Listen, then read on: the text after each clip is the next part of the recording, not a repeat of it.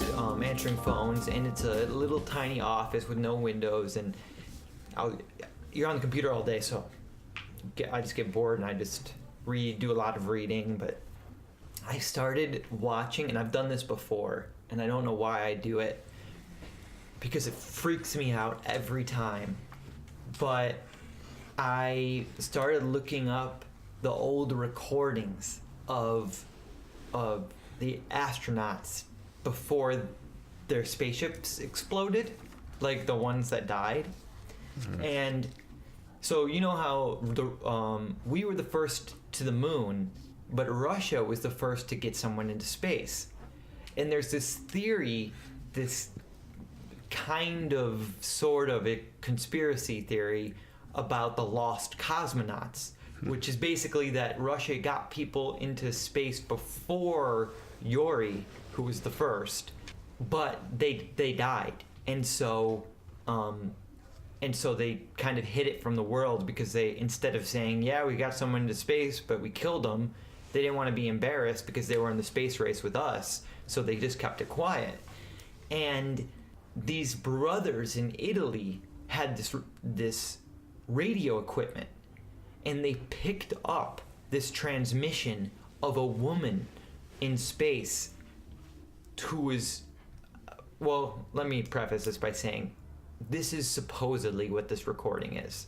They said that this is what it sounded like, and people... It sounded like a woman. It sounds like a woman, and she's Russian, and she's speaking, and they don't know where it came from, but what she was saying was basically like, something's not right, it's getting really hot, I'm re-entering, it's getting hot, and she's getting more and more emotional and like more and more like frantic, saying like, it's really hot, I see flames, oh, like, is it gonna crash, like, blah blah blah, and like it's rough. And there's another one too, that this is actually recorded. It was a person after Yuri who got sent up by Russia, and in a faulty spacecraft, no less, and everyone knew that it was faulty. And there's a recording of him re-entering and being like, you guys, you killed me, like, because he knew he could, like, the spaceship was pretty much breaking up during re-entry, and he knew it, and he knew he was going to die. And there's actually a really interesting story behind it, where he was going to back out of it, but Yuri, the first man into space, they were really close, and he was what's it called when there's someone at bat, like in baseball, but then there's the person that's next. Up to bat? Yeah, up to bat. But there's like a term that they use. Oh. Like he's there's somebody after him. But Yuri was the one. He was the one after him. That. Oh. So, and they were close, and so it was weird back then in Russia. Like, it was back when it wasn't Russia, it was the Soviet Union, and they all knew the spaceship was falling apart because they had used it a few times before, but no one had the balls to go up and tell the president, basically, like, this, we can't launch. And they were, the space race was so, like, invigorated at that point that the president before had basically gone to them and said, you better do this, like, you better, like, I'm not taking no for an answer, you're launching this guy up. And they knew it was faulty, but no one had the balls to go tell him, or it did reach him, but he said try it anyways, basically. And Yuri was next up, so the guy who was close with him, didn't back out, because he knew that if he backed out, then Yuri would have to go, and he knew he wasn't coming back. And there's actually a story, like, Yuri eventually died in a plane crash, but there's a conspiracy around that, because supposedly after this all went down, Yuri went to the president and, like, saw him at, like, a cocktail party or a conference or something, and splashed whiskey in his face or something, so, like, splashed a drink in his face because he killed his friend, basically. But the recording from that is the one of the woman, the so-called lost cosmonaut, is circumstantial evidence. No one really knows if that's actually a woman that had gotten shot into space.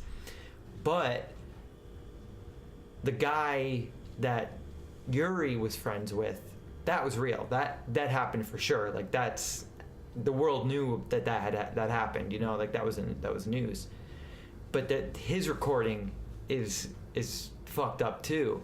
But I was listening to these and they freak me out so bad. Like, they just give me this creepy feeling of like how scary, like what, that's the worst way to die. What's worse than that? Like, you're on your own, totally alone, in your final moments in a tin can burning up through the atmosphere. Like, I often think about like what the last moments before death will be like, because like it's a big fear of mine. Not death itself, but dying. And as far as dying goes, that's the worst. Like, I just can't imagine. And when you listen to the recordings, I don't even know Russian. Like, there's just the translation that was on the screen, and like as they were talking, you know, and just like hearing you can still hear it in their voices, like how awful that must have been, you know. And that, like, that was just like, that just freaks me out. That's interesting. That has me wondering if there are worse ways to die. There are. I mean, I'm sure there are, but the alone factor kills it. Like, it really. There's more. I will say this.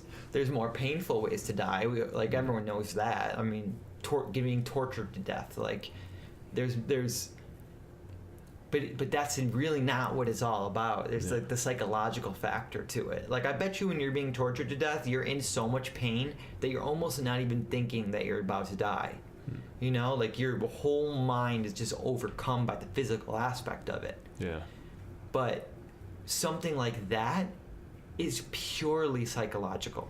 Like, you're in a tin can, and yeah, the temperature raises as like you heat up and you essentially burn alive, but not usually. It gets really hot and then you kind of explode. So it's pretty quick, but you're like totally isolated and you're just like high stress situation, because if that's how you die, most of the time you know something is wrong. I mean, there's the I believe it was it the Challenger? That was the one in the 70s or the Challenger. 80s. Yeah, there's the one that was while we were alive. That was the Columbia one, but that was on re-entry, I think. But no, the Challenger was the one when they were taking off, right? Is that what you're trying to? Yeah, the one with the teacher, right? Yeah. That one was quick. So that one was a little different. Like, they didn't. I don't think they even thought anything was wrong. They were just flying. They were launching, and all of a sudden they were dead. You know, just exploded. But this guy, he was in full. Yeah, knowledge. the people that die in re-entry, you know something's wrong. You know, like it's. The whole thing is shaking. There's like fire coming out, like the front. So that sounds like it is what the scary part of it is. Knowing that you're dying. Knowing that you're dying. And being totally alone, up in space. You know, the only thing worse that I could think of is there's another lost cosmonaut story where they sent someone up and they.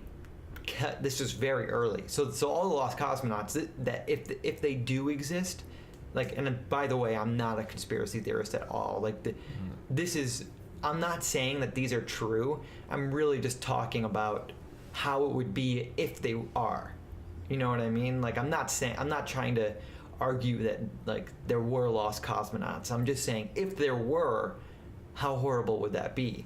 And there was another one where they launched him up and something supposedly went wrong early on, and he left orbit and just floated off. That has got to be the worst. And there was no sign of his death. No. So he could essentially be living right now. Or I mean, maybe not, but he probably lived a little longer. He lived. I mean, he probably lived for a month. Yeah.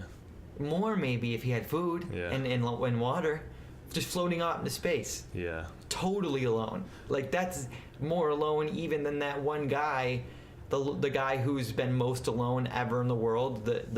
When Neil Armstrong and Buzz Aldrin went down to walk on the moon, the third guy who was up in the ship floated around the moon, and he went to become and he became for a few moments he was the most isolated human in all history. I wanted to take it back to the guy who is floating through space. Yeah, he's like 80 now. Imagine the brain power required to, because I'm thinking about, like, what if he tried to figure out a way to get back to Earth? I feel like that'd be the first thing. Absolutely. How do I get back? And I'm sure that it only took a few hours. Honestly, he was probably pretty smart because he was an astronaut, and I would guess maybe an hour before you're like, I'm flying. Like, I'm going fast, because when something like that happens, like, you're moving, because there's no gravity. So whatever initial whatever initial push you get, that's how fast you're moving. So he's probably like, I'm so far. Like, you think about it, you're trying to figure it out for an hour, and you look out the window, and Earth is now a dot. Like, you're done. Because I'm thinking about the frustration I would have with not being able to figure out anything, like, and then wondering about the frustrations that maybe he would be facing. Like, damn, I'm so fucking smart. I can't figure out any way to... Yeah, he knew. Because the technology was so low then, was so little. He probably very soon realized, I'm dying out here. I'm thinking about the frustration just with himself. Like, that would probably, like, also lend to the pain of aloneness or whatever. Which I actually want to get into with about, like, what about it being alone? But I bet you the frustration right here, like, I wonder how much that was egging him, if he had any, because I feel like that would be kind of like the frustration wasn't about not figuring out how to get home, because he probably just knew right away, like, frustration was more regretful. Why did I do this? What was I thinking? Getting shot off in a cannon into space, like, more regret. What the fuck? This is so stupid. Yeah, that's an interesting one. I was thinking about frustration in the present, and then I guess that would be frustration about the past. Like, why did I leave Earth? Like, Earth is great. Why did I leave? Why did I choose this stupid profession? Yeah, there's nothing up here. Start rethinking his whole life for a month or however long. Like, that's horrible. And here's the crazy thing. You don't even consider suicide. Like, even in that situation, imagine being presented with no way to suicide yourself. Well, you could just probably open the door, but no. But imagine that. Like, I'm presenting that, like, they left him with no way to kill himself. Yeah. He'd probably be frustrated about that too. But I'm imagining he still wouldn't. How strange is that about human nature? That even in that scenario, when you're like, okay, I'm dead, you don't think, well, I'm already dead, so I don't want to sit here alone for a month. He'd probably be like, what am I going to do until I die? Like, I'm going to live for at least another month. I got enough supplies. And now that I know that I'm going to die, I can probably spread these out. I can probably be out here for 6 months. Like, I can probably just sit out here alone, like, just kind of prepare for my inevitable doom. And that's an interesting scenario, because that's our life. Like, that's all of our lives. We have that right now. We know we're gonna die. Like, the death is inevitable. So sure, his was on a smaller scale. 1 month, whatever. But it probably motivated him to, like, get his affairs in order as much as you can, being totally isolated. Personally. Like, okay, like, I gotta become at peace with this. Like, I have 6 months to gain some peace of mind before I die. So at least it isn't. All he's left with is. I would meditate. writing instrument. Yeah, he probably did. He probably had some books. Notepad or something. Yeah. Just write down his thoughts. And just refer back to them. Aliens will find him one day. His dead body. Yeah, that would be an interesting find. I wonder what it would be like to like die in 6 months. Do they have data on what happens to the body with like nothing? You just starve to decompose. death. Oh, yeah. You just deteriorate. The body is eating itself, but what does that look like? You get, very emaciated, super thin, bony. There's this practice that, oh, come on. I gotta think. It's a religion. It's not Buddhism. Not Buddhism. But it's like that. It starts with a J, I think. Jainism. So there's a religion called Jainism, and they have a practice where they starve themselves to death. Literally to death. Nice. Like they choose, like, and to them, like, how Buddhism is more like meditate and like you become enlightened or whatever. Jainism, there's a practice where you kind of decide, like, I'm really gonna stop holding on. Like, I'm gonna force myself to let go by making the decision to die. And over the course of like a month, you don't eat any food, and then eventually you stop drinking water, and then you die.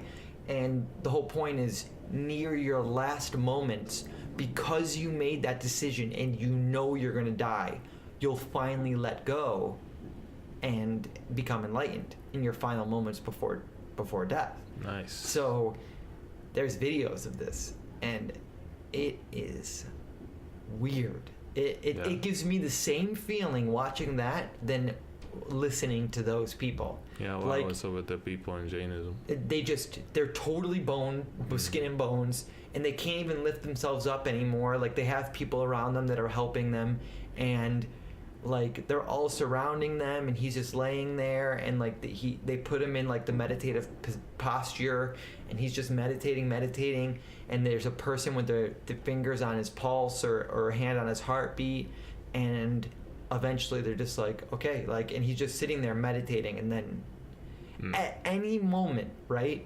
At any moment, he could say, never mind. And he lives. Like, this isn't one of those situations where, like, he isn't that guy in the tin can spiraling through space. He's, like, totally optional here.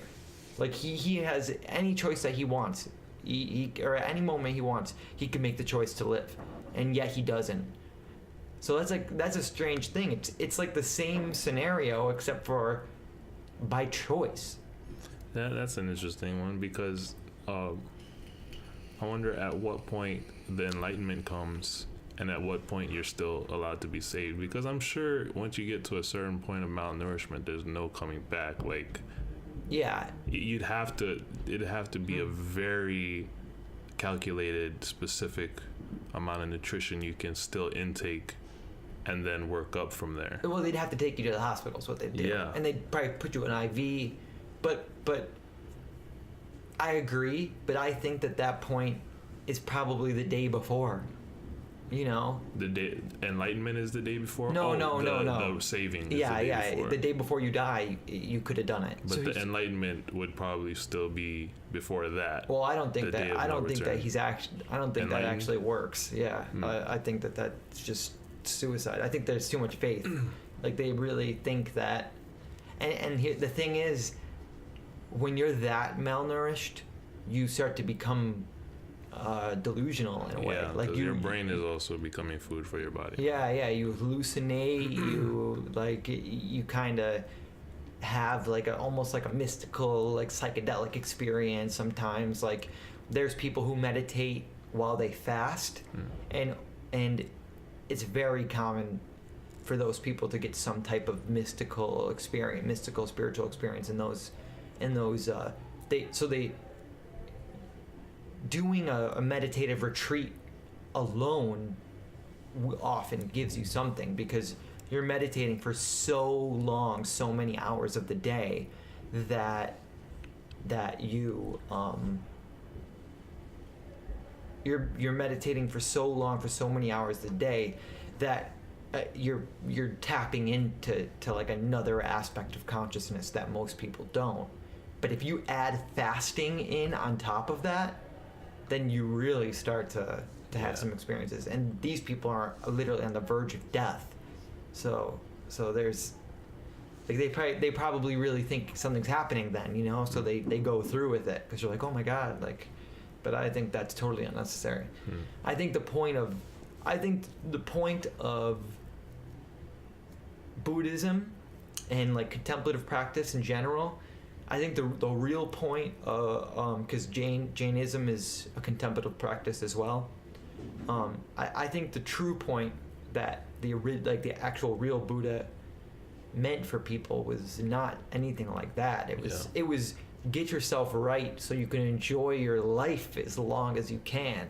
It was not about actually reaching some like I think the whole rebirth, like samsara, cycle of suffering, I think that was all metaphorical, and I think he was just trying to get people to live their lives like the best they can, enjoy your life as best you can, and remove that fear of death, you know, like removing the delusion of self, so that fear of death goes with it. If you really experience life without a self, without the psychological burden of a self, then what are you afraid of dying? There's no one to die per se, you know what I mean?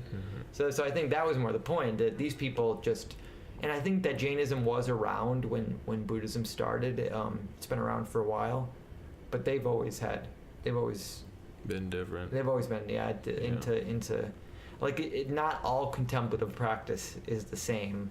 That's why I think secular contemplative practice is the best way to go, because then you can just kind of cherry pick from all of them what's most effective. Yeah.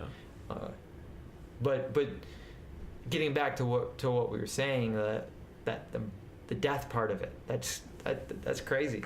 Like making that decision and then going through with it to the bitter end, you know. And I mean, I guess I could also throw in assisted suicide. So, what is that called? Assisted suicide. Pulling the plug. Yeah, it's like that, but you are pulling your own plug. It's not a. It's what Dr. Kevorkian used to do. He would help people, like people who have cancer and they were dying and they didn't want to suffer anymore. They would, you know, mercy kill themselves. You know, it's a mercy suicide. But people are, you know, really against that. But I think that. But that's another thing. Like I think that should. It's illegal, by the way. But I don't think. Really? Yeah, I don't think it should be. Like I think that you have the right to kill yourself in that situation. I understand how we have to have laws in place for people that are severely depressed, because later down the line, their future selves are they're really going to appreciate that you stopped them. Yeah. But something like that, I don't think we have the right to tell people. But still, the courage, or whatever you want to call it, that it takes to do that is, I don't know if I could.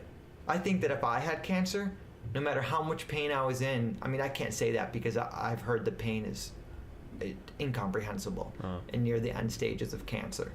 But I wonder if my fear of death would still overcome that, and I would just hold on to the bitter end through the pain, you know? I really wonder.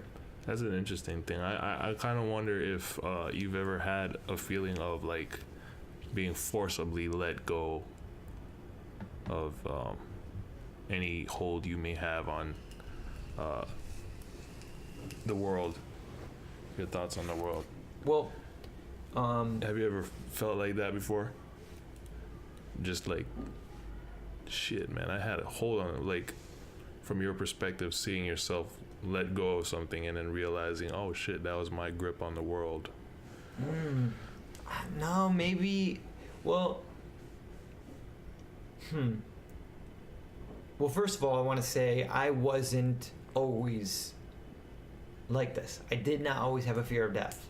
In my younger years, I didn't give a shit. Like, I was so apathetic and indifferent that, like, death was nothing to me.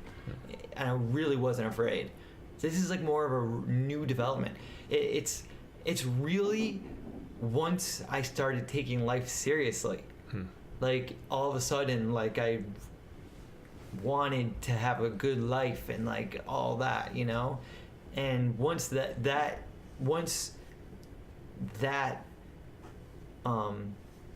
like philosophical outlook became prevalent in my mind, it kind of carried this parasite along with it, you know, the fear of death, intense fear of death, really, you know. And it's not intense to where I'm debilitated in any sense, because some people do have that, where they're so afraid of death they can't even go outside, you know. But it's more of a philosophical fear. Like, I'm just intensely afraid of non-existence. And I would say that there have been moments during psychedelic trips with psychedelic substances where, how you put it, I like was forcibly my grip on the world was like forcibly pulled from me, but I can't really think of anything else. But those experiences were uncomfortable, to say the least. Really? Yeah. Why is that? Just because it's so jarring. But that was only like early in my psychedelic use. Like, soon after that, it's only because I wasn't ready is what it really was. Like, I remember before I used mushrooms for the first time, before I used psilocybin for the first time, I was just like, whatever I see, because this was back during those apathetic days even. So, like, I didn't even have a fear of death then. I was like, whatever I see, it's not going to matter. Like, I'm totally chill with everything. Like, not realizing the psychedelic psychological aspect of it that no one can really explain to you. Like, I was only thinking in terms of visuals and like hallucinations. I wasn't thinking. Like, I was thinking, oh, when am I going to see demons crawling around? Like, like, even if I do, big deal. Like, as long as I'm with my, take into account maybe like your ideas. Would your whole mindset gets warped. So, like, I didn't even realize that. So then when it hit me, I was like, what is this? Like, so that was intense. But even that fear isn't like what I imagine the moments before death to be. Like, that still outweighs it tenfold. The only thing I could compare it to is when I don't know if you remember, but this cannabis quote unquote substitute called spice was going around. It's still kind of a problem, I guess. But it's basically an analog to THC, but without the other cannabinoids that are in cannabis that act as anxiolytics, so anti-anxietal substances that allow the THC to work its magic while keeping you calm in certain respects, in certain regard, and allowing you to kind of really experience the trip without freaking out. But spice is an analog to THC that has none of that. It's just pure that, you know, it's just pure THC, except for it's not THC. It's a chemical very similar to it. But when you take those anxiolytics out, you do it enough, and eventually your mind just breaks, it snaps, and it's happened to many people. Like, that's the big problem with it. It causes psychotic breaks. And I had and it's only about, it leaves your system quicker than THC. And so the high, or for me in this instance, the trip, because that's what it really was, lasted only about 20 minutes. But during those 20 minutes, I had like a 20-minute psychotic break, and that was unbelievably scary. Like, the fear that I felt that like I had broken my mind was on par with what I imagined the last moments of dying, of death or of life to be like. The last moments of life, the first moments of death, really. Yeah. But why? What do you remember? What you were thinking? I couldn't. It's like I forgot how to think. Like, it really felt like my mind just broke. Like, it just shattered, and I couldn't understand anything. Like, language made no sense, and like everything just and the only thought that managed to bounce off all the shattered pieces and get through in some clear sense was, if this is permanent, I can't function anymore. Like, I'm out. Like, I'm now checked out of life. Yeah. Like, it's over. You know. Like, yeah. In the essentially, moment of you get it, feel all of that. Essentially, I died. Yeah. Like, essentially, I'm dead. Like, my life is over. Yeah. Like, even though I'm not dead, I'm certainly not alive anymore. Yeah. So that was unbelievably scary, but I still like held it together. You know, I wasn't like running around screaming, but it was terrifying, and some people though, like, they do react that way, where they're like screaming, you know, like you've maybe seen, there's videos online for sure of people having bad trips, and they're in a bad space, you know, like you can tell they're just freaking the fuck out, and they're being very vocal about it, you know, they just can't like lock it up. Yeah. But to connect it to the whole dying aspect, I have a friend who once told me a story of how their grandmother died, and she was in the hospital, and she was surrounded by her family, and everyone knew that she was dying, and, you know, she knew she was dying, and they were all there to support her, and in like the last 60 seconds, she just went berserk. Like, and not berserk like psychotic, like totally clear, alert, understanding of the full gravity of what was about to happen to her. And she was like just yelling like, "Oh my God, I'm not ready. Oh my God, no, I don't want to go. I'm not ready." And then she just died. Like, her last 60 seconds. Right in front of everybody? Right in front of everybody. And that's how I imagine. That's what I'm afraid of.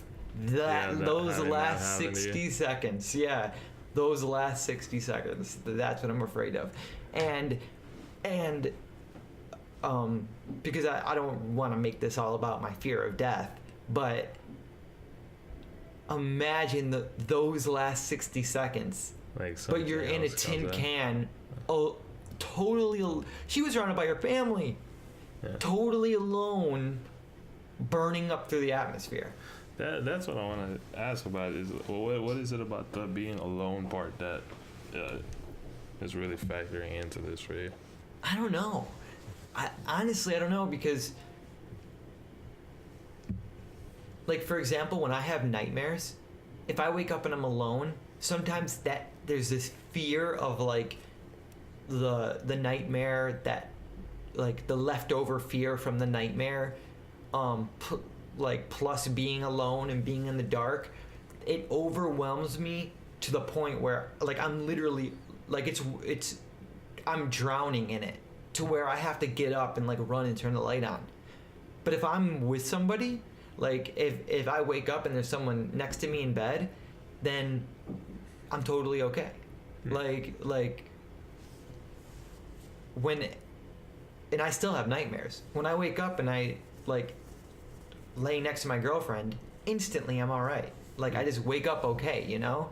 And like it's still, you know, I'm still sweaty a little bit and, you know, kind of catching my breath because of the nightmare, and I like still have the fear from the nightmare, but just being with somebody else totally eliminates its power. Like the fear is there, but it has no power over me. You put me in the middle of the woods at night alone, I'm gonna freak out and I'm just gonna start running. You put me with anybody, I'm fine, totally fine. I'll walk up ahead of the group and you know, I'm the brave like leader through the darkness. Like there could be a killer out there, I wouldn't care. But alone, and fear just has this power, and I don't think it's just me. Like fear just fear is amplified by isolation, and I think it's probably evolutionary. We know that we're safer in numbers, and so any fear that you have, no matter what it is, it's just naturally amplified by isolation. Yeah. So I think that's probably why it makes it so much worse, you know, to die alone. Like there's like how much worse would it have been for my friend's grandmother if she was, you know, just in a room alone, you know? Like people just don't want to go out that way. They want that. I mean, it's all about comfort, you know? Like you just want to be as comfortable as you can be in those last moments. And here's another strange thing. You want to be as comfortable as you can be, but you still want to be aware for most people that you talk to. Like most people that you talk to, yes, they want to be as comfortable and as okay with it as they could possibly be, but you don't want to take the awareness away, even though that would totally eliminate any fear at all. Yeah. Like if you were like, listen, I can make sure that you're just like in the happiest mood and like you live to an old age and this and that, like, but you're just gonna have no idea. Or do you want to like die of old age, but like you are there with your family, you know you're about to go. Most people like want to know, they want to be alert and like present, you know? You want to be present for your own death. That doesn't make much sense to me, honestly. I as long as I live to a good old age, I think I'd be more okay with it being quick, and painless, instead of being conscious. Instead of being totally like conscious of it. So you don't consider yourself to be a part of that group that would rather have consciousness while with somebody? I don't know, honestly. Now I'm saying that, but well, let me put it this way. I don't want to be I don't want to be aware of my impending death. I don't want to be aware of my death. Yeah. But I would rather be aware of my death and okay with it. You know what I'm saying? So I don't want to be aware of my death, but I acknowledge that if I could be okay with that, then I would rather that. Yeah. So it's not that I think it's always better to not be aware. Yeah. I just right as of right now. I wouldn't be okay with it. Yeah. I would love to get to that point. I mean, honestly, in my mind, that's like the whole point of my life. Yeah. It's figuring out how to be okay with death. Have you given it? So I'm sure you've thought of like some ways to go about thinking of that. Yes, contemplative practice is huge. Meditation is massive. Especially the right kind of meditation, because everyone can say meditation, but they're really not. I mean, I'm sure it helps, but like I would argue that only specific types of meditation are really targeting that specific problem of like being okay with death. And I think that the Buddhist practices of Vipassana and Samatha, which is basically Vipassana is like insight, like mindfulness meditation, and Samatha is more like concentration, although they intersect, but you kind of use them together. You build both skills, and you can, you start to understand the idea of the self being a delusion. And I think that would help massively, not just with being okay with death, but with with enjoying your life, with getting the most out of life. So that's one. Another is getting to where I want to be in life. So like, not necessarily being super successful or anything like that, but just getting to a point where I'm financially stable and comfortable, and not just financially, but socially, existentially fulfilled. I think that's a huge factor in the end days of a person's life. Ooh, how come? Oh, what makes you think that? What that having a fulfilled life? Yeah. If you feel fulfilled in your life, how couldn't that help? Like you. I feel like that. I feel like having a fulfilled life, you would probably want to like keep that life. True. But I think that I agree. But when you get to a certain age, I think it would help, because then you're like, okay, like, as long as you understand, like, you have it in your head, like, okay, everyone dies, but I'm 90 and I lived a good life. Like, this is pretty much the best you could ask for. Like, this, I'm not going to be given a, like, you really couldn't have gotten a better scenario. So, like, it at least takes the edge off. Like, I'm not saying it's ever going to be easy for me, although I think it's possible if I, like, really put the work in and really did have a fulfilled life, and I really did meditate extensively and go on retreats, and I think I really could get to a point where I was totally okay with it. But for the most part, most people, they're just trying to take the edge off of it. So it's not just total terror. It's not just a horror show. Yeah. Like, you're still going to be scared, but at least you can be like, all right, like, it's okay. Like, this really sucks, and I'm really scared, but like, at least at least I lived a good life, Do you think anybody has maybe had it a little bit more than just like, this sucks, but in the midst of death, maybe they were more than just comfortable?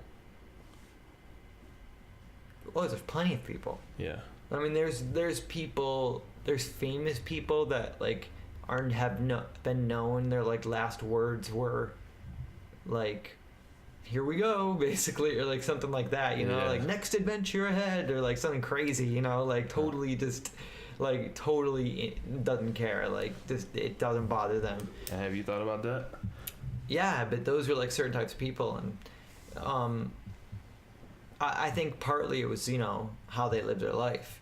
But then I think there are also contemplative monks who are just totally like at peace. Like, it's not in the same vein of next adventure ahead, but it's the same level of comfort. Like, they're just totally like, there is no me, so what are you guys worried about? Like, I'm not dying. There's no I. Like, these processes are these physical and mental processes are stopping.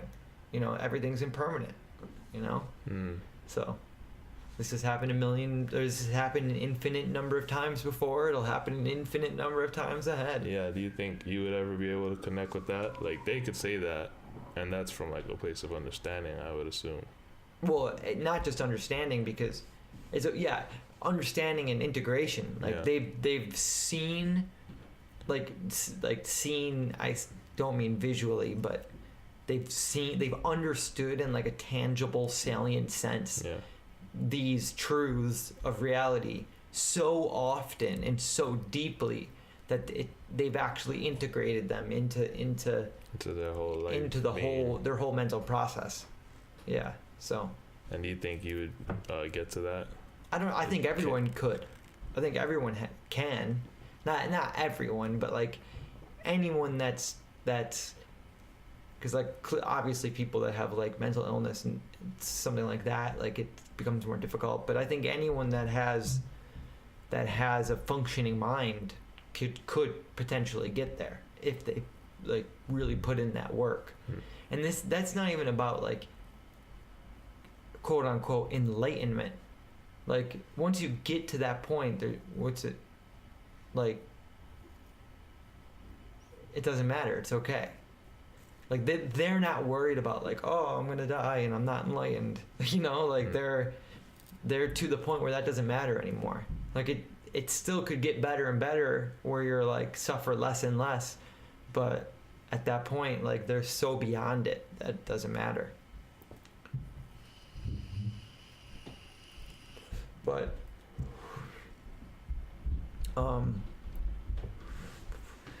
yeah, I think that people should think about it more. I think that it think like, about death more. Yeah, and not just death in like the macabre sense, but like how do I become okay with it? Like how do I live my life so that at the end it's not going to be so terrible. Like it's not going to be so filled with terror. I'm not going to be so filled with terror. Would you maybe kind of equate that even if death didn't come into their thought process, but they were still thinking about how they could make the most out of their life? Yes, but I think that death is a specific aspect that they should focus on, because even if you focus on making your life fulfilling, death is, like you said, like they're not going to want to let go of it. Death is still going to come around and bite you in the ass, and you're going to freak out, you know, and it's going to be it's going to be awful. So I think that does need to be a specific focus at some points, you know, so that you're prepared for it.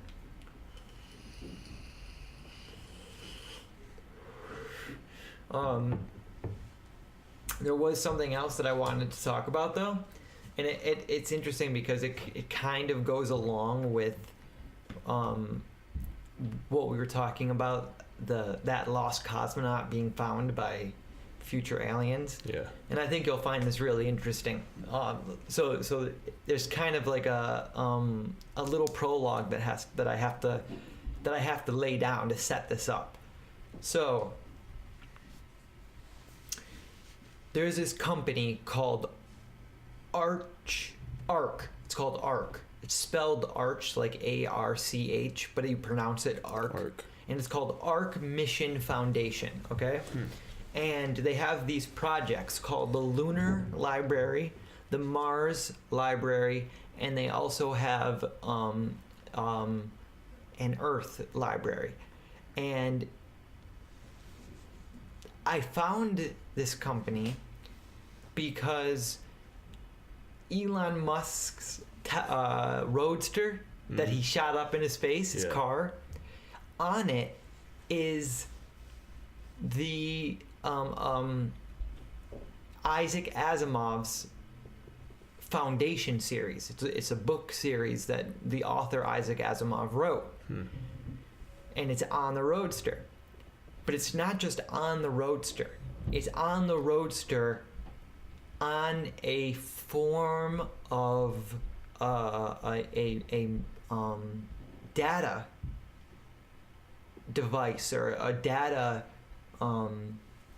cell called 5-dimensional quartz Superman memory crystal. Okay? And it's this newish technology where they take this form of quartz and they encrypt data on it in this special way where they can put like up to a terabyte or something around there. I think it's actually, maybe it's not that much. Maybe it's not a terabyte. Maybe it's something like 300 gigabytes. But I thought it was even more than that. I think it's a lot though. Okay. Yeah. And and they encrypt it in a way where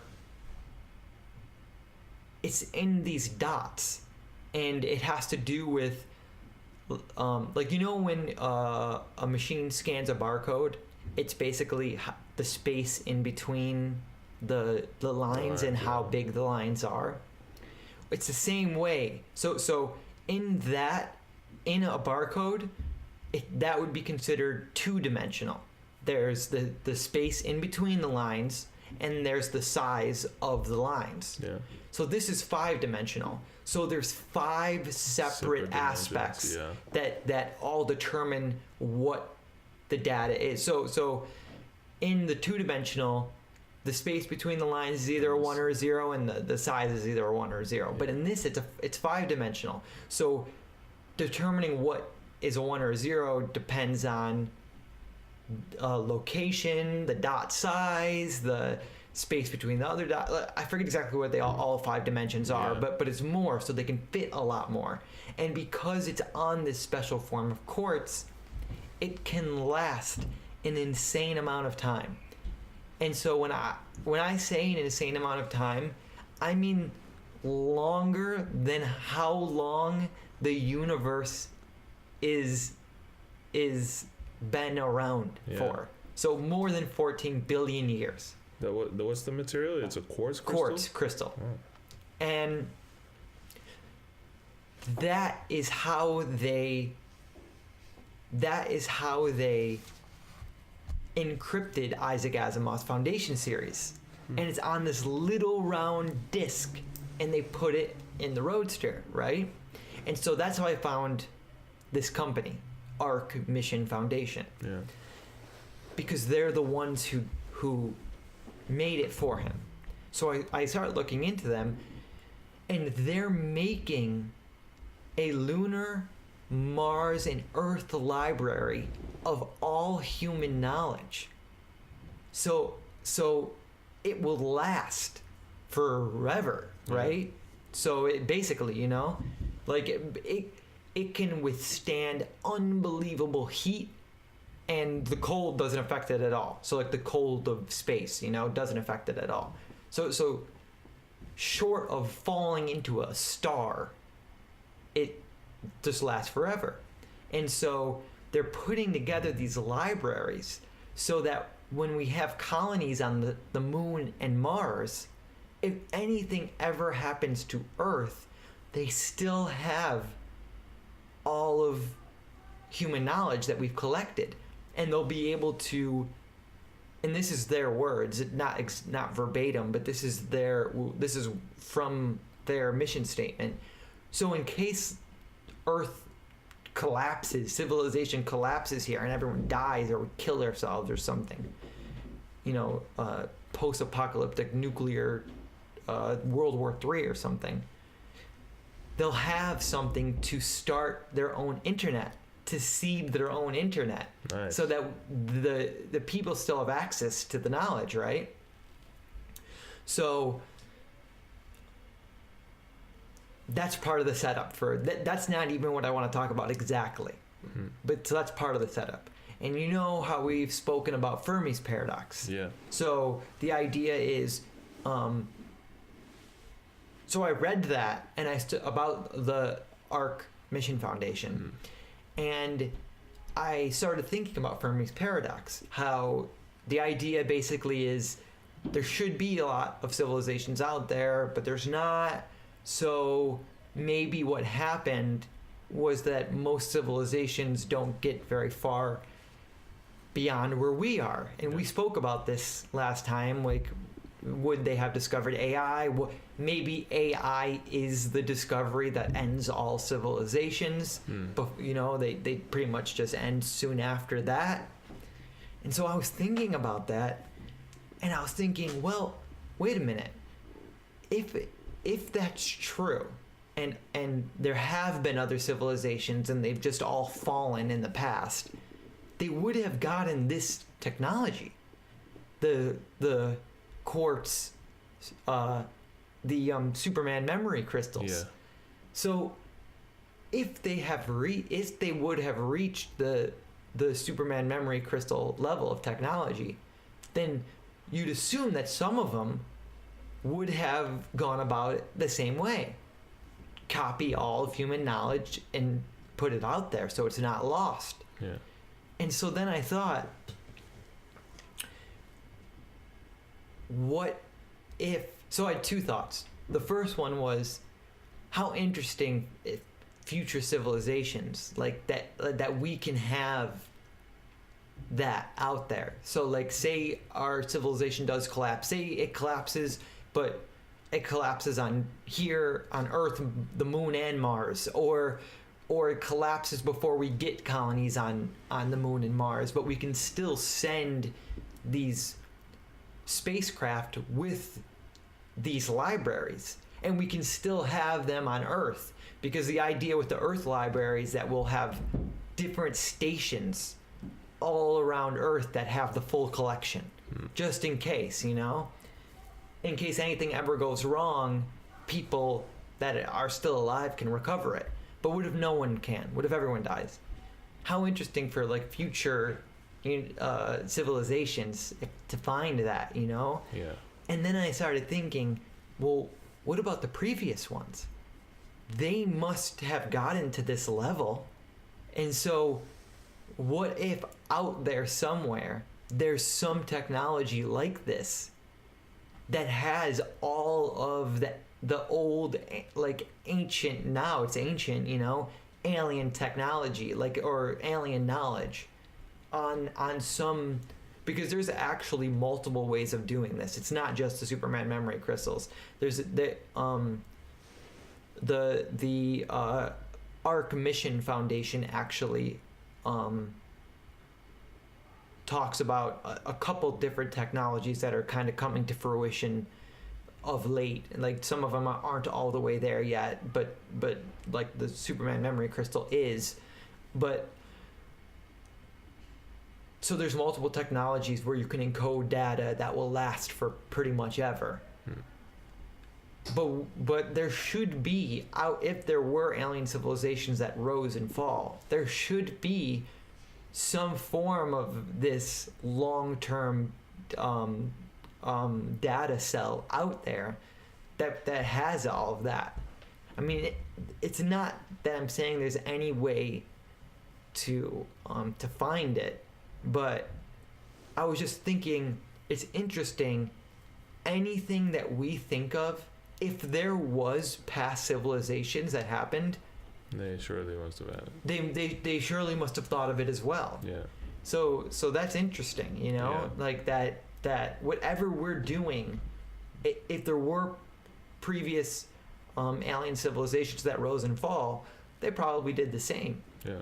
And that would be a possibility if ever we get to that point and find. Right. Yeah. That would be an amazing find. The knowledge library of an alien civilization, a past alien civilization, and then an integration of that too. Right. How interesting would that be? That would be really interesting. And then I thought, how long before we discover a technology that will allow us to really put a mark on the universe? So these new technologies are amazing. Like, they're incredible. That we can really preserve our knowledge forever. Like, for the rest of, I think that I forget exactly how they said it, but some people were saying that they can do it now, where they can encode data so that it will literally last the rest of, like, the entire whatever history of the universe, like whatever's left. Like, not to say that physicists know or astrophysicists know what's going to happen at the end of the universe. There's some debate like whether the universe will pull itself together again and there'll be a big bounce, like, and that just happens over and over again. Like, it gets big, there's the big crunch, like it gets pulled back in and it blows out again, another big bang, and it just does that over and over. Or if the universe is just going to spread out and then eventually just pretty much die. Like, it spreads out so thin that energy is spread so thin that that's called the big freeze, where entropy just gets so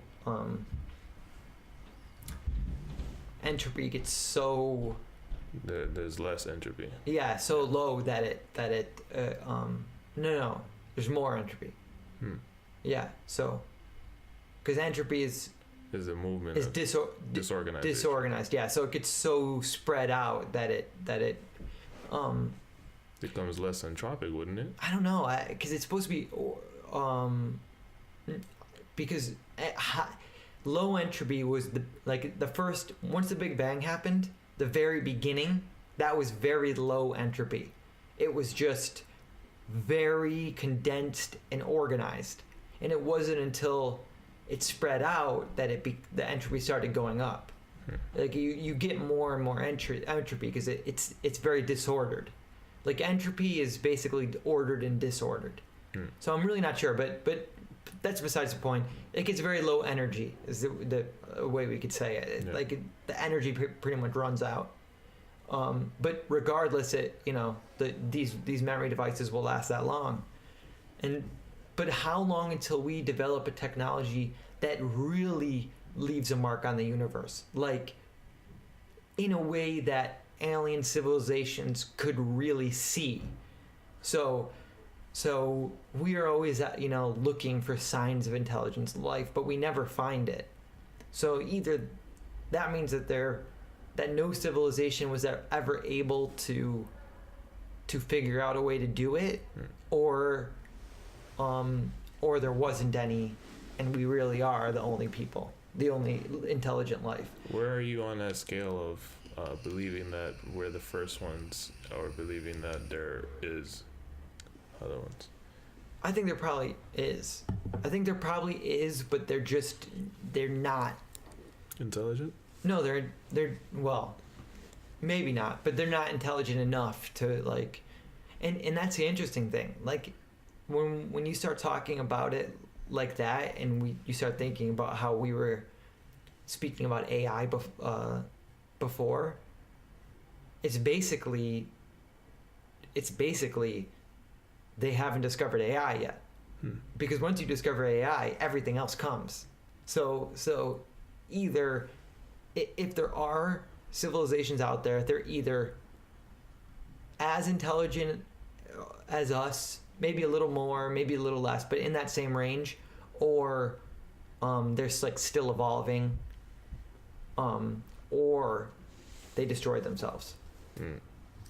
But I think AI is a major turning point, because if another civilization created AI and it didn't destroy them, there would be signs.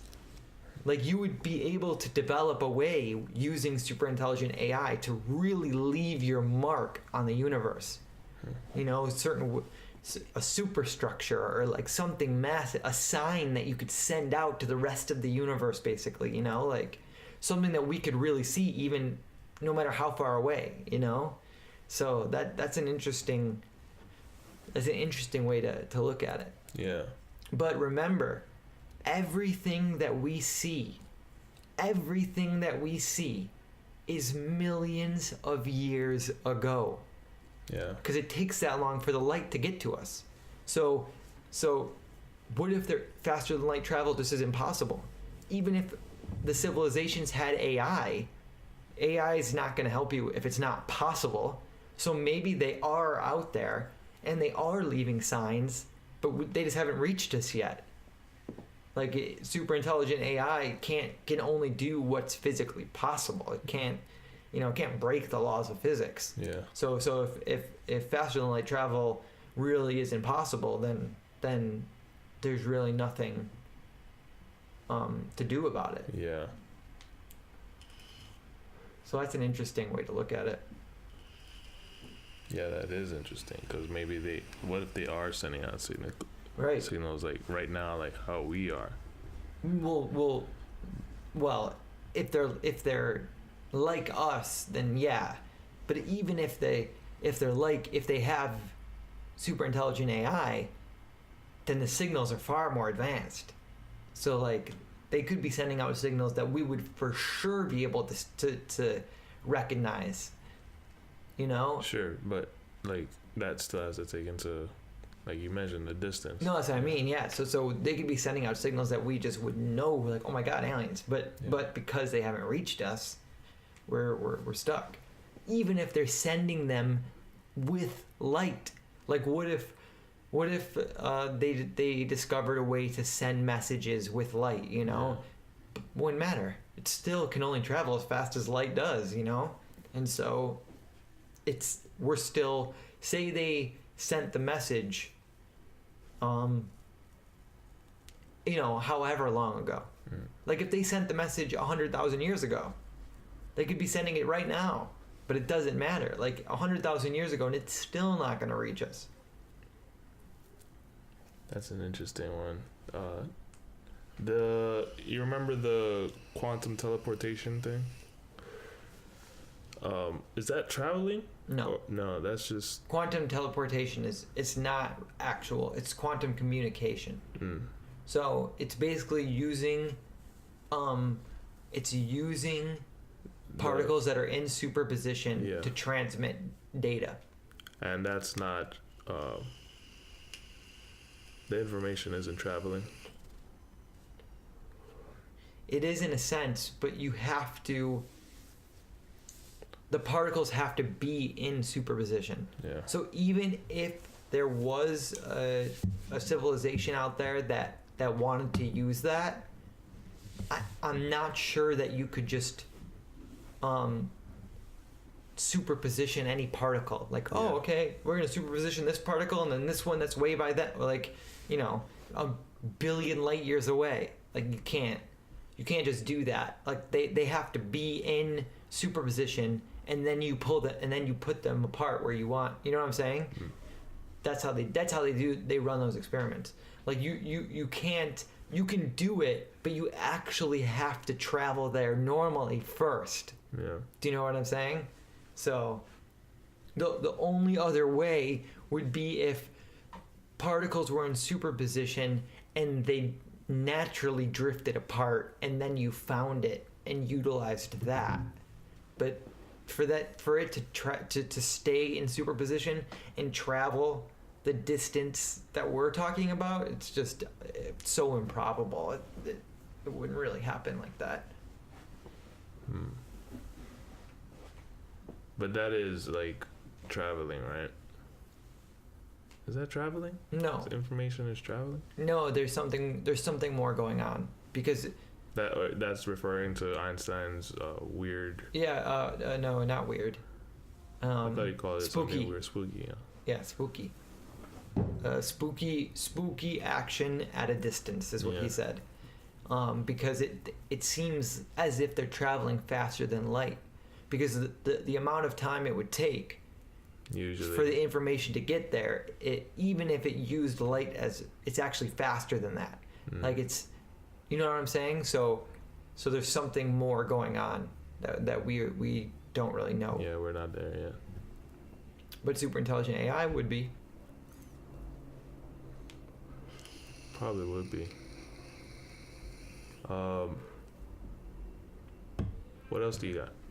I wanted to talk about Rat Park again. Yeah, what about it? I've been thinking about it a lot, and you know how I'm like critical of it because he talked about the physical withdrawal. Yeah. So I think now that he may have been making another point, And I think that the point that he fucked up by saying that about the physical withdrawal. And I think he should have left that out, because then he could have made his point better. And I think what he was saying was that the biological cause of addiction is not as powerful as the existential cause. So if you have a good life, then you don't want to do drugs. Yeah. So the existential cause has more influence than the biological cause of physical dependence. And this also pertains to depression, the chemical imbalance theory, or just like the existential dread that people have that's causing the depression. And so you go to a doctor and they try to treat both. Psychotherapy is treating the existential dread, and then medication is treating the biological component. Yeah. But more often, it's medication these days. And I was thinking about a future in which technology pharmaceutical technology has advanced to the point where our medication is so effective that it can actually overpower the existential aspect. So we have medication like that? No. But in the future, as we get better and better, so there's this debate of biological versus social. That's what Rat Park was all about, with depression and addiction. But when you really think about it, it really is it's all biological. I mean, whatever's happening socially and existentially is happening biologically. Like that, there really is no social existential like tangibleness. Yeah. It's just biological. It's just like, this is how it's playing out, right? So some things aren't useful to think about that way. So when you think about what's causing your depression or your addiction, then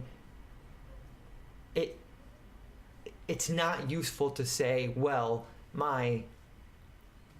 when my molecules are, doing this thing, like in this shitty life that I have made of these molecules, they react in this way. Like, that's not useful. It's much easier to say, I have a shitty life and it's making me sad. You don't want to describe your shitty life physically, like literally physically, like how the particles are reacting on a quantum level, and like this is what's making these thoughts arise, and that doesn't help because you can't use that to fix it. You can use the more abstract way that most people think about it. You can use that to fix it because you can actually see what you need to change. But I think one day our technology will advance to where you really can look at it that way, and we'll be able to totally overcome the existential aspect. So now you take medicine and it makes you like feel a little better, but then you still got to do psychotherapy, and you still got to deal with your issues and try and make your life better so you feel better. But I think we'll have a medication that just fixes it. Like right now, our view of our models of the brain and of neurochemistry are so flimsy, and like I mean, don't get me wrong, we've made incredible strides, like even over the past 50 years. Like, we know so much more, but like compared to what we can know, we don't know anything. And I think that one day when we are closer to knowing everything about the brain, we'll be able to develop treatments that it's a pill filled with nanobots, and they go in and they rearrange your chemicals so that you're just happy all the time. And anytime like something goes wrong, like a bad chemical comes in, the nanobots just take they just take the bad chemical, they take it apart, put it back together as a good chemical, and send it on its way. And just like so you're literally never sad. Yeah. And I wonder, like, that's an interesting thought experiment to have. Like, what would you take that pill? But it's almost like the experience machine, but it's really going to happen, And the experience machine thought experiment is kind of strange, because it's this idea that you're leaving reality to go live in a fake reality where you're happy all the time. But in this situation, which isn't even like, it's a thought experiment, but about a future that we could have, where you're not leaving reality. You're staying right where you are with your real family and your real friends, but you can just take this pill and it won't let you be sad. Yeah. Like it'll let you feel fulfilled and happy all the time, like you'll just be in a constant state of euphoria, and you won't even need like the fear that we're gonna one day just all upload our minds to virtual reality and basically just be this computer floating around the cosmos, like program coding euphoria over and over again. Like you don't even need that. Like you'll just be people, but taking a pill whenever, and it could even be one that wears off, and like just keep taking your pills. Like as long as you take your pills, you're going to be happy. It's up to you. Like that's an interesting way to think about it. Like would you take that pill? Would I take that pill to feel better about myself? Just you'll never be depressed. Like just, I guess it'd depend on because like right now, no. I feel like I feel good all the time. But not nearly as good as you could, I don't understand that, like compared to what could potentially happen. Like compared to how happy you could potentially be. That's a weird concept to be bringing up, because I feel like that's just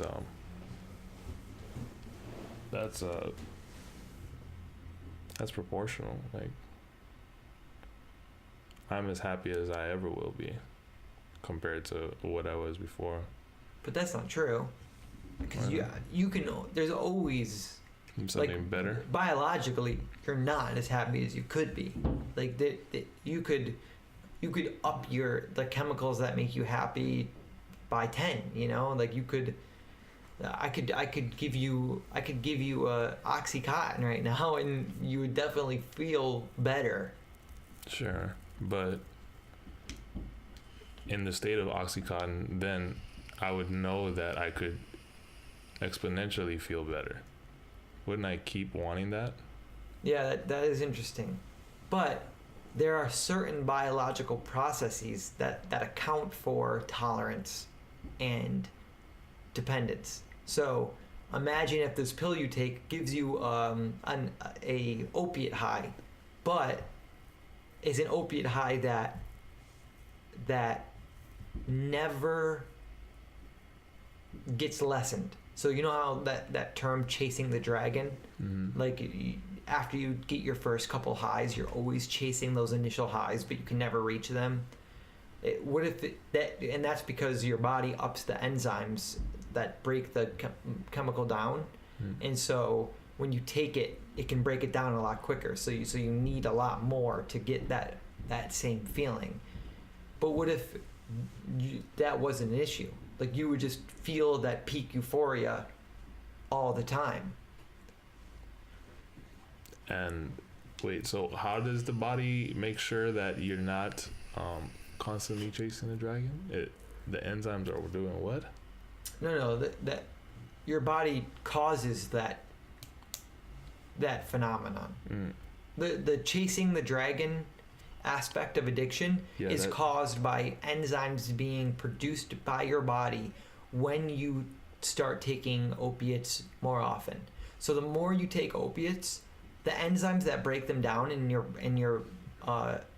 brain, your body produces more of them to account for the higher influx of them. Produces more enzymes. So when you take it, it breaks it down real quick and metabolizes it really quick. So before, when you would take it and there was less of them, you would get this nice solid high for a while. But once your body starts making more and more, now when you take it, your body breaks it down so quick, the high is not as stable, and the high is unstable and it's quick. But you know, and this isn't just a question. This isn't just a thought experiment for future antidepressants. This is a thought experiment that could you're just asking if I would want to take something that would make me happier than what I potentially am now. But this, honestly, let's expand it out even more. So it's not even just about you. Let's switch it to future drugs, like future street drugs, you know. So future drug abuse, what's that going to look like? Future substance abuse when we have these quote unquote future drugs, where you can take them with none of the side effects, like none of the psychologically addicting aspect of it's going to be there, but it won't matter because you'll be able to just be high all the time and without the consequences. And just keep getting higher? Yeah, or whatever. Like, maybe some people would want to keep getting higher, but some people, if you just have that solid, stable high, like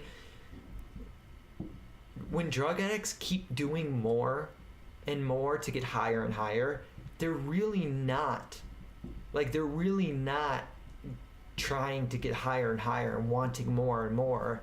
They're just trying to perpetuate the stable, solid high. That the enzyme that's biologically happening. So they're really not getting any higher. They need more and more to get that same high. Yeah. So what if you could just be high? What if you could just feel euphoria all the time?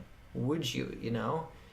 So it's not affecting your mind. Like you're still gonna be you, but you just get to feel euphoric all the time. Well, because if the drug doesn't, and your body adjusts, or the drug helps you adjust, so that you're not constantly chasing anything or whatever.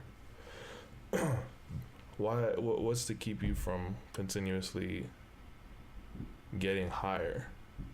Like, wouldn't it be better to be higher than that high? I don't know. Yes, but see, this is where it gets interesting, because I don't know what that would feel like, because real drugs, like opiates, for example. Yeah, they deal with what's happening right now with the biological functioning. Right, and so the higher you get, there's like you just there's a threshold where you don't even like it. Like you're just so high you can't even function. Like some people like it, but like then you get so high where you're sick, and like it. There's and it's really nothing to compare what I'm asking about. Right, exactly. Like that. Yeah, like if you could really simulate, like not even simulate, but because it's like you're really feeling it. But if you could really produce like true euphoria, where you're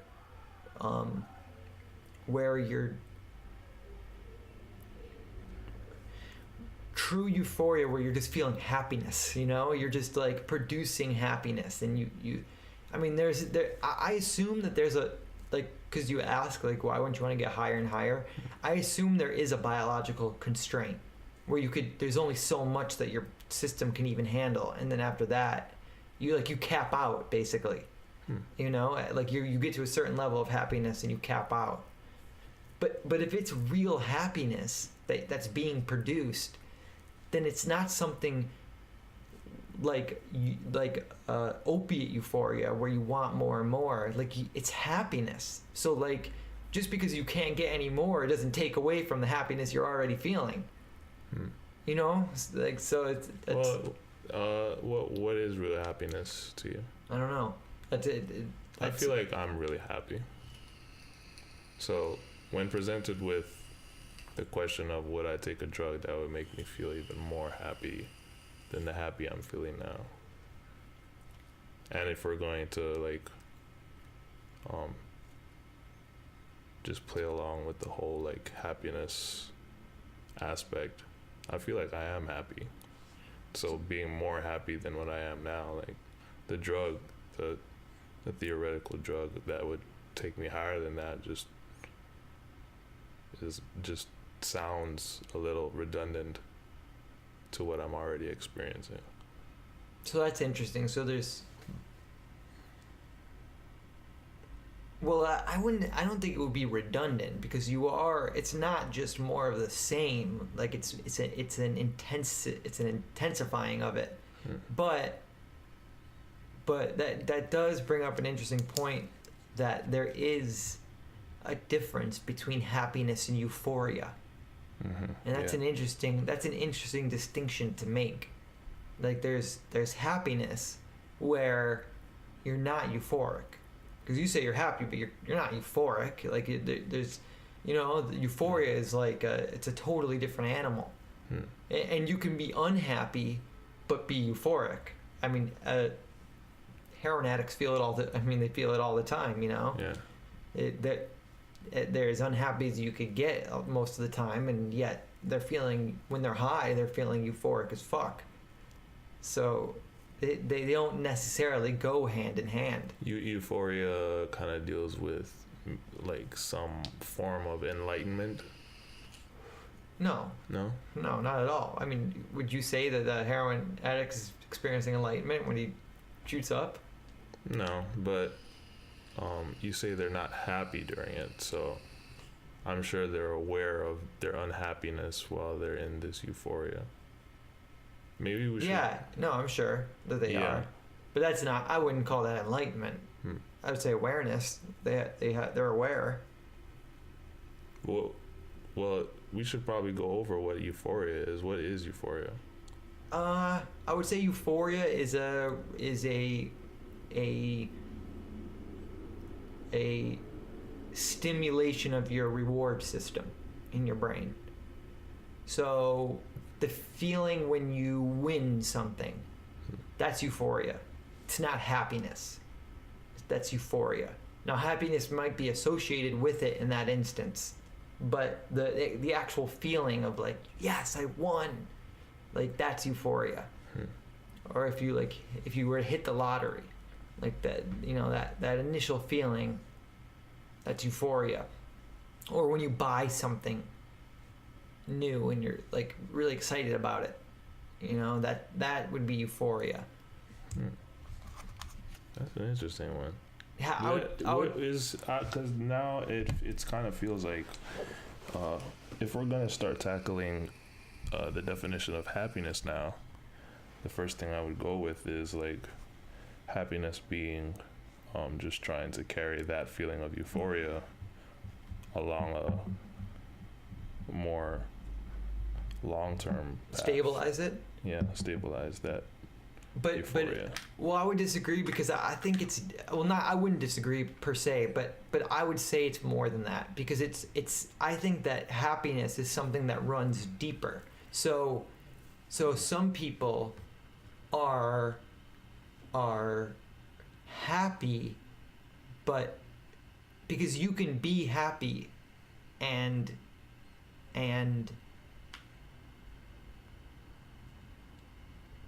not euphoric. So say you're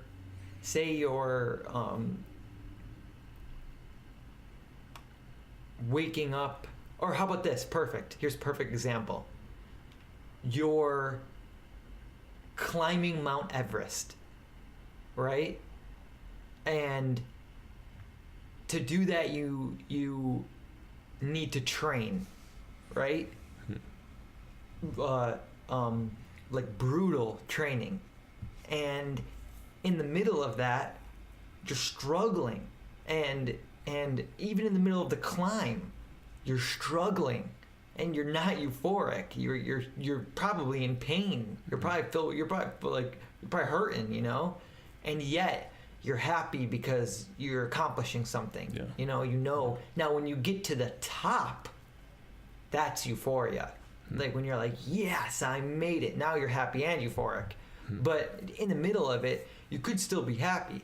Or like, say when you're waking up at 4 a.m. to go work a job to support your family and whatever, like you could be exhausted and you're like not euphoric at all, you know, you're like happy. Shit, but you're still happy because you're like, I'm providing for my family, you know, like it's like something deeper. Yeah, it runs deeper. So it kind of sounds like euphoria is a meeting of what's already underlying, which is the happiness, and that aspect meeting with what's actually happening.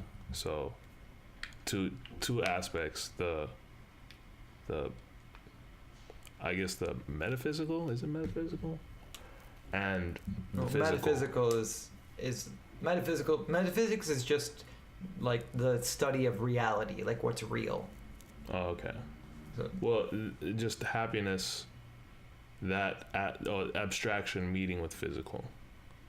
That sounds like that's euphoria. That's okay. Yeah, but that's not. But you can be euphoric without being happy. So it can't be totally tied to that. Like the heroin addicts shooting up heroin, but their life is a total disaster, and they hate their life. There's no happiness, zero happiness in euphoria. No. I'm saying no. You can have both, but I'm saying they are separate because you can have one without the other. There's the guy who's happy but he's not euphoric, and there's the guy who's euphoric who's not happy. So it sounds like we're trying to figure out which one you can have without the other. Well, no, you can have both without the other. So, and the drug addict is one example you're choosing. Yeah, the drug addict is someone who has euphoria but not happiness. The guy that's working to help his family or to wake up has happiness without euphoria. Without the euphoria in those moments, you know. But you can have both. I'm just saying that one doesn't prerequisite the other. Yeah. Well, that's why I'm trying to get into these examples. So the drug addict doesn't have any happiness in that moment of euphoria. Sometimes, yeah. So like sometimes, I'm not saying it's always that way, but like there are times where like there's someone who's just severely depressed, and a drug addict who's severely depressed and hates his life, and like his like there's just no happiness left, and yet shoots up, and yet he still knows his life is a mess, but at least he feels good. So he's euphoric in that. I mean, he has to be, because your body's, gets that dump dopamine. So that's why I say it's like a reward system. It's a stimulation of the reward system, while happiness runs deeper. It's something. It's not just reward system.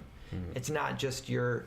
It's and we know this anyways, because biologically, because happiness is more often associated with serotonin, while euphoria is more often associated with dopamine. So on a biological level, we know the difference. Neither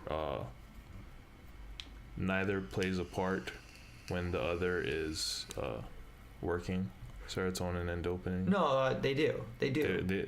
I would say they definitely do. I don't think there's a way around it. Because I would say happiness is like some interplay between it. Yeah. But I'm just saying that happiness is. So I would say euphoric is more physical. Like euphoric is more physical than happiness, because euphoria is more like you're just getting that dopamine dump, while happiness is more abstract. Like you can say that you're happy, and yet the biological signs aren't there. It's like psychological. It's more cognitive. It's more psychological. You like, I'm happy. Like my kids, doing well, and like my kid's happy, so I'm happy. How about, like, that's a good one, you know?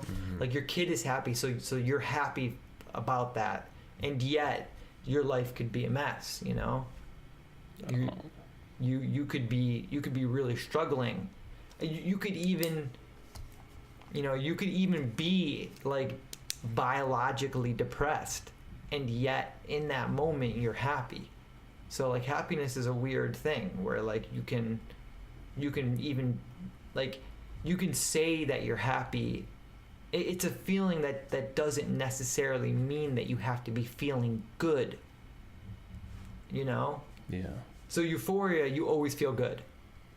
Euphoria, if you're not feeling good, then you're not euphoric.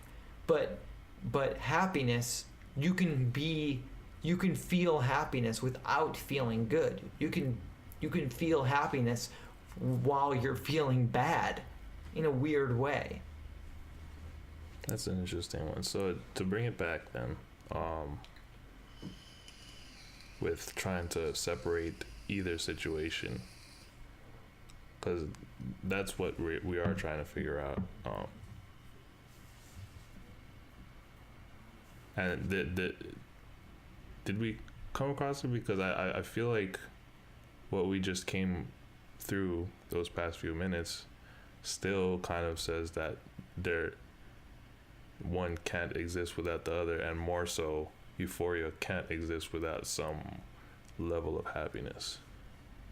But it can't, because there's people that, I mean, the drug addict. Yeah, but it doesn't sound like it, from, if we're going to take into account the biological functions that are happening with dopamine coming through and serotonin not being able to be taken out of the equation. But I would say that in like the happiness that you're thinking of, that's a bad definition. I think that like what you're thinking of is euphoria. So like in the moment when the drug addict hates his life and is more unhappy than he's ever been, he's feeling euphoric when he does his drug. But even though, so happiness is more of it runs deeper and longer. So happiness is more foundational. Like how do I feel about my life as a whole, like right now? Euphoria is singular, that moment. Like euphoria, you feel about that moment. Happiness, you feel about your entire, or I shouldn't say that moment. I should say that situation. So if you feel euphoria in this moment, it's because of this situation. It's because of one situation.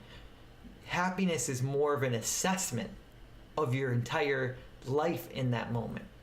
Like, how is your life going? In, you know, like in this moment right now, if you're happy, it's because you're making an assessment on your life.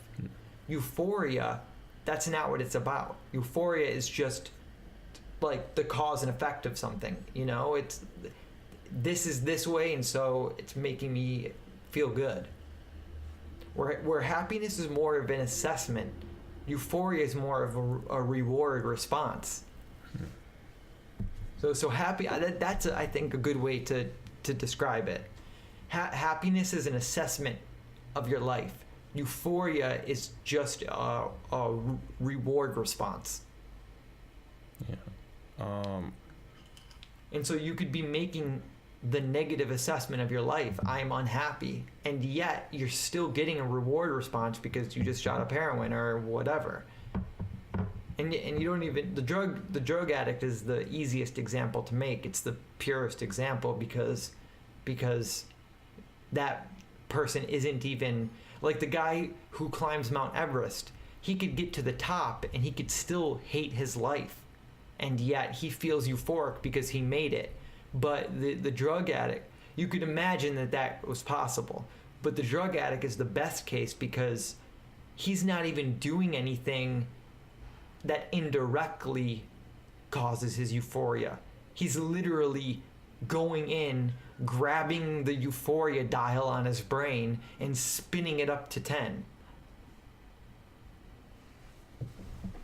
And maybe just to clarify more, you can't feel happy or gain any bit of happiness in a moment. No, I'm not saying that. Okay. I'm saying. I'm just trying to clarify. No. I'm saying that happiness is an assessment of your whole life, where euphoria is just a response to a reward. Yeah, well, because I am still trying to clarify, because I know you're saying that the drug addict thing is an easy example, but that's why I'm keep coming back to it, because in my perspective, it's not an easy example, and that's why we're currently diving into it. Wait, why not though? Well, it's the purest example, like where someone's. I'm still like questioning it right now. Well, what aspect? The aspect of happiness compared to euphoria. Now, with the question of where I was trying to clarify if you can attain a bit of happiness during a moment. So we can, right? Are we in agreement in that we can attain a bit of happiness in any moment? Right, because you're making that assessment. So like cognitively, we'll feel something and we'll be like, oh, my life's pretty good. Happy right yeah, there. Yeah. Like my life isn't like that. That's an interesting one. If you're saying the way you're saying it, like the way that you just sounded when you said that, like, oh, I'm kind of happy right now. That almost sounds more like no, like you're actually like you're feeling kind of euphoric, but because you know what I mean? Because it's in it. Happiness is something that runs. I keep saying this, but it's because I feel it's the best way to describe it. It's something that runs deeper than euphoria. So if something just like all of a sudden makes you feel good, then you're not feeling happiness in that moment. You're feeling euphoria. Like happiness is more like what you feel about your whole situation. Mm-hmm. You know what I'm saying? Yeah. Because it's just definition. It's just a way of defining the two words. It's better to parse it between happiness and euphoria than to use happiness all the time and not euphoria. Yeah, no, I understand what we're trying to do with the two terms. Yeah, so it's just you can use it. You can better articulate how you're feeling by using the correct one. When you define them that way, when you parse the different feelings, because they are different. That's the real question here. Like if they are different, if they're different, and I think they are for sure. Just because I like the feeling that comes along with a drug high, is different than the feeling that I'm calling euphoria is different than the feeling of the underlying happiness of like happiness. Yeah. You know, because and because you can feel them in two different without the other. You can have the one feeling without the other feeling in both cases. So you can have those feelings independently. So it seems that you should define them differently with two different words. You shouldn't just call them both the same thing. Okay. If they're two different feelings, you know. So, with the question of taking the drug, that would make one happier. This drug is supposedly gonna make me happier than the current happy I feel right now. No, I think that it's almost better to think about it because happiness is weird in that to make you happier, it would have to change you, you know, because it's an assessment on your life. Yeah. It would have to change you literally to where you were a different person looking at your life in a different way. Euphoria, and on the other hand, it can be adjusted. It can just still be you, but you're just jacking up the reward response to all the time. Yeah. So I think that's another important reason why they should be separated. Because happiness is a change in character. It's a change in perception, like true perception. Like if you just artificially, or not, like, you know what I mean by artificially, like artificially jack up your happiness, it's literally changing how you're perceiving your own life, where you can perceive your life exactly the same and jack up your euphoria. Yeah. So then it's sounding like it's kind of sounding like it'd be hard, or I don't want to say it'd be hard to imagine that drug that would make you happier would exist, because that's what we were trying to that's what we were kind of theorizing about.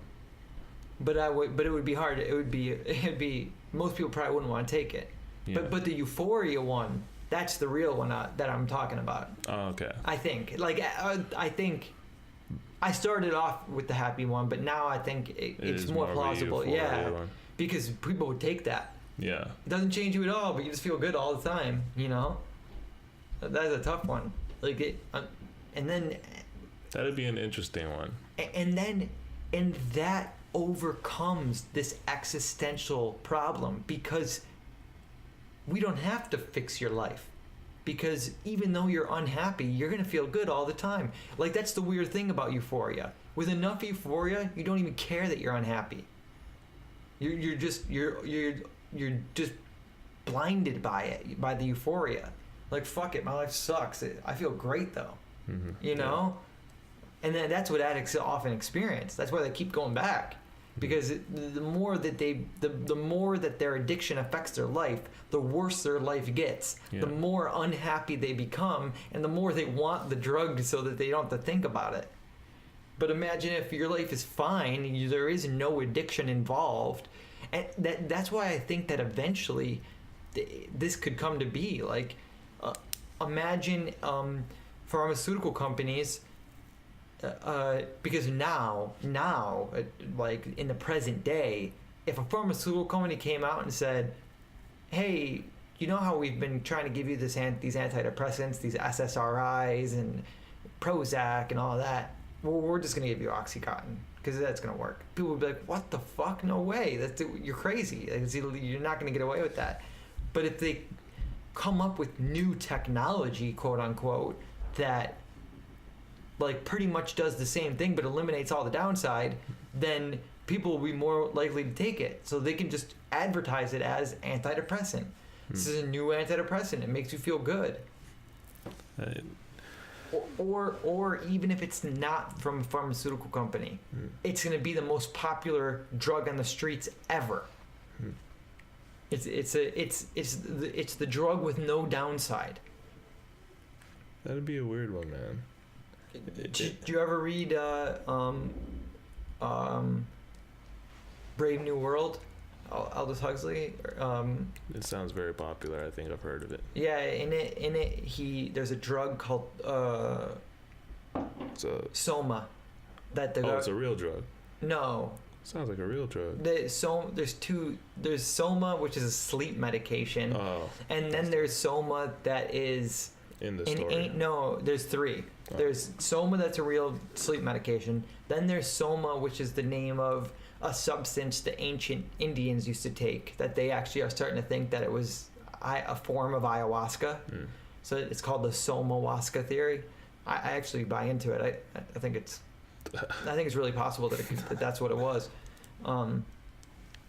Their argument's pretty strong, I think. But then there's this fictional Soma that Aldous Huxley wrote about in his book Brave New World, and it's basically this drug that the government gives to everybody, and it just puts. And it's interesting. I didn't even think about it until just now, but it's basically exactly what we're talking about. Yeah, it's a drug that everyone gives to everyone. It just makes them indifferent. Like it just gives them this fuzzy euphoria that makes them not think about like how shitty that their lives have become. But the government, I mean, that was like all about like Big Brother and, you know, the big government taking over. But if something like that becomes available, you don't need the government. Like, people are going to take that willingly. You know, we could do that to ourselves. You know? Yeah. Because that's all people want, you know? It's just to be happy. Not even. That's I think the biggest point. They don't even want to be happy. They just want relief from their sadness. So even if it's not happiness that they get, they'll take euphoria if that's what comes. You know what I mean? And it'd be through whatever means, whether that's a drug or... Right. Because that's a lot easier to make. To make a drug, to make a euphoria drug with no downside is a lot easier to make than a happiness drug with no downside.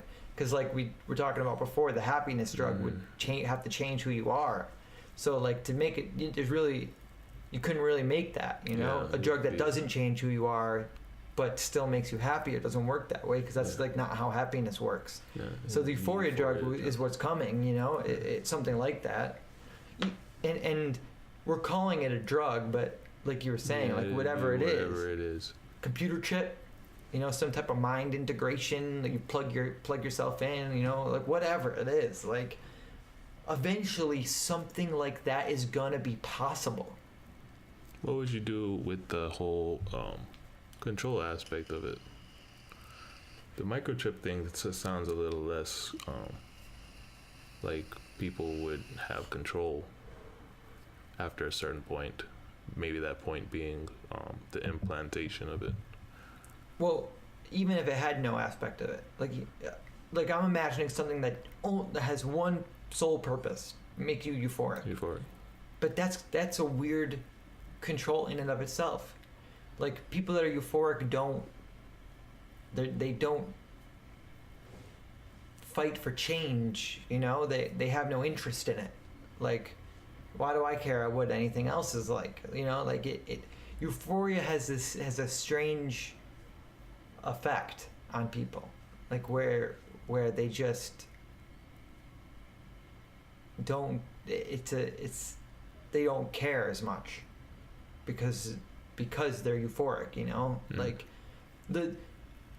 because the normal motivators that drive you are no longer important, because it's like the guy climbing the mountain. What drives him to do it? The euphoria that he gets at the top. But what if you just can get there all the time?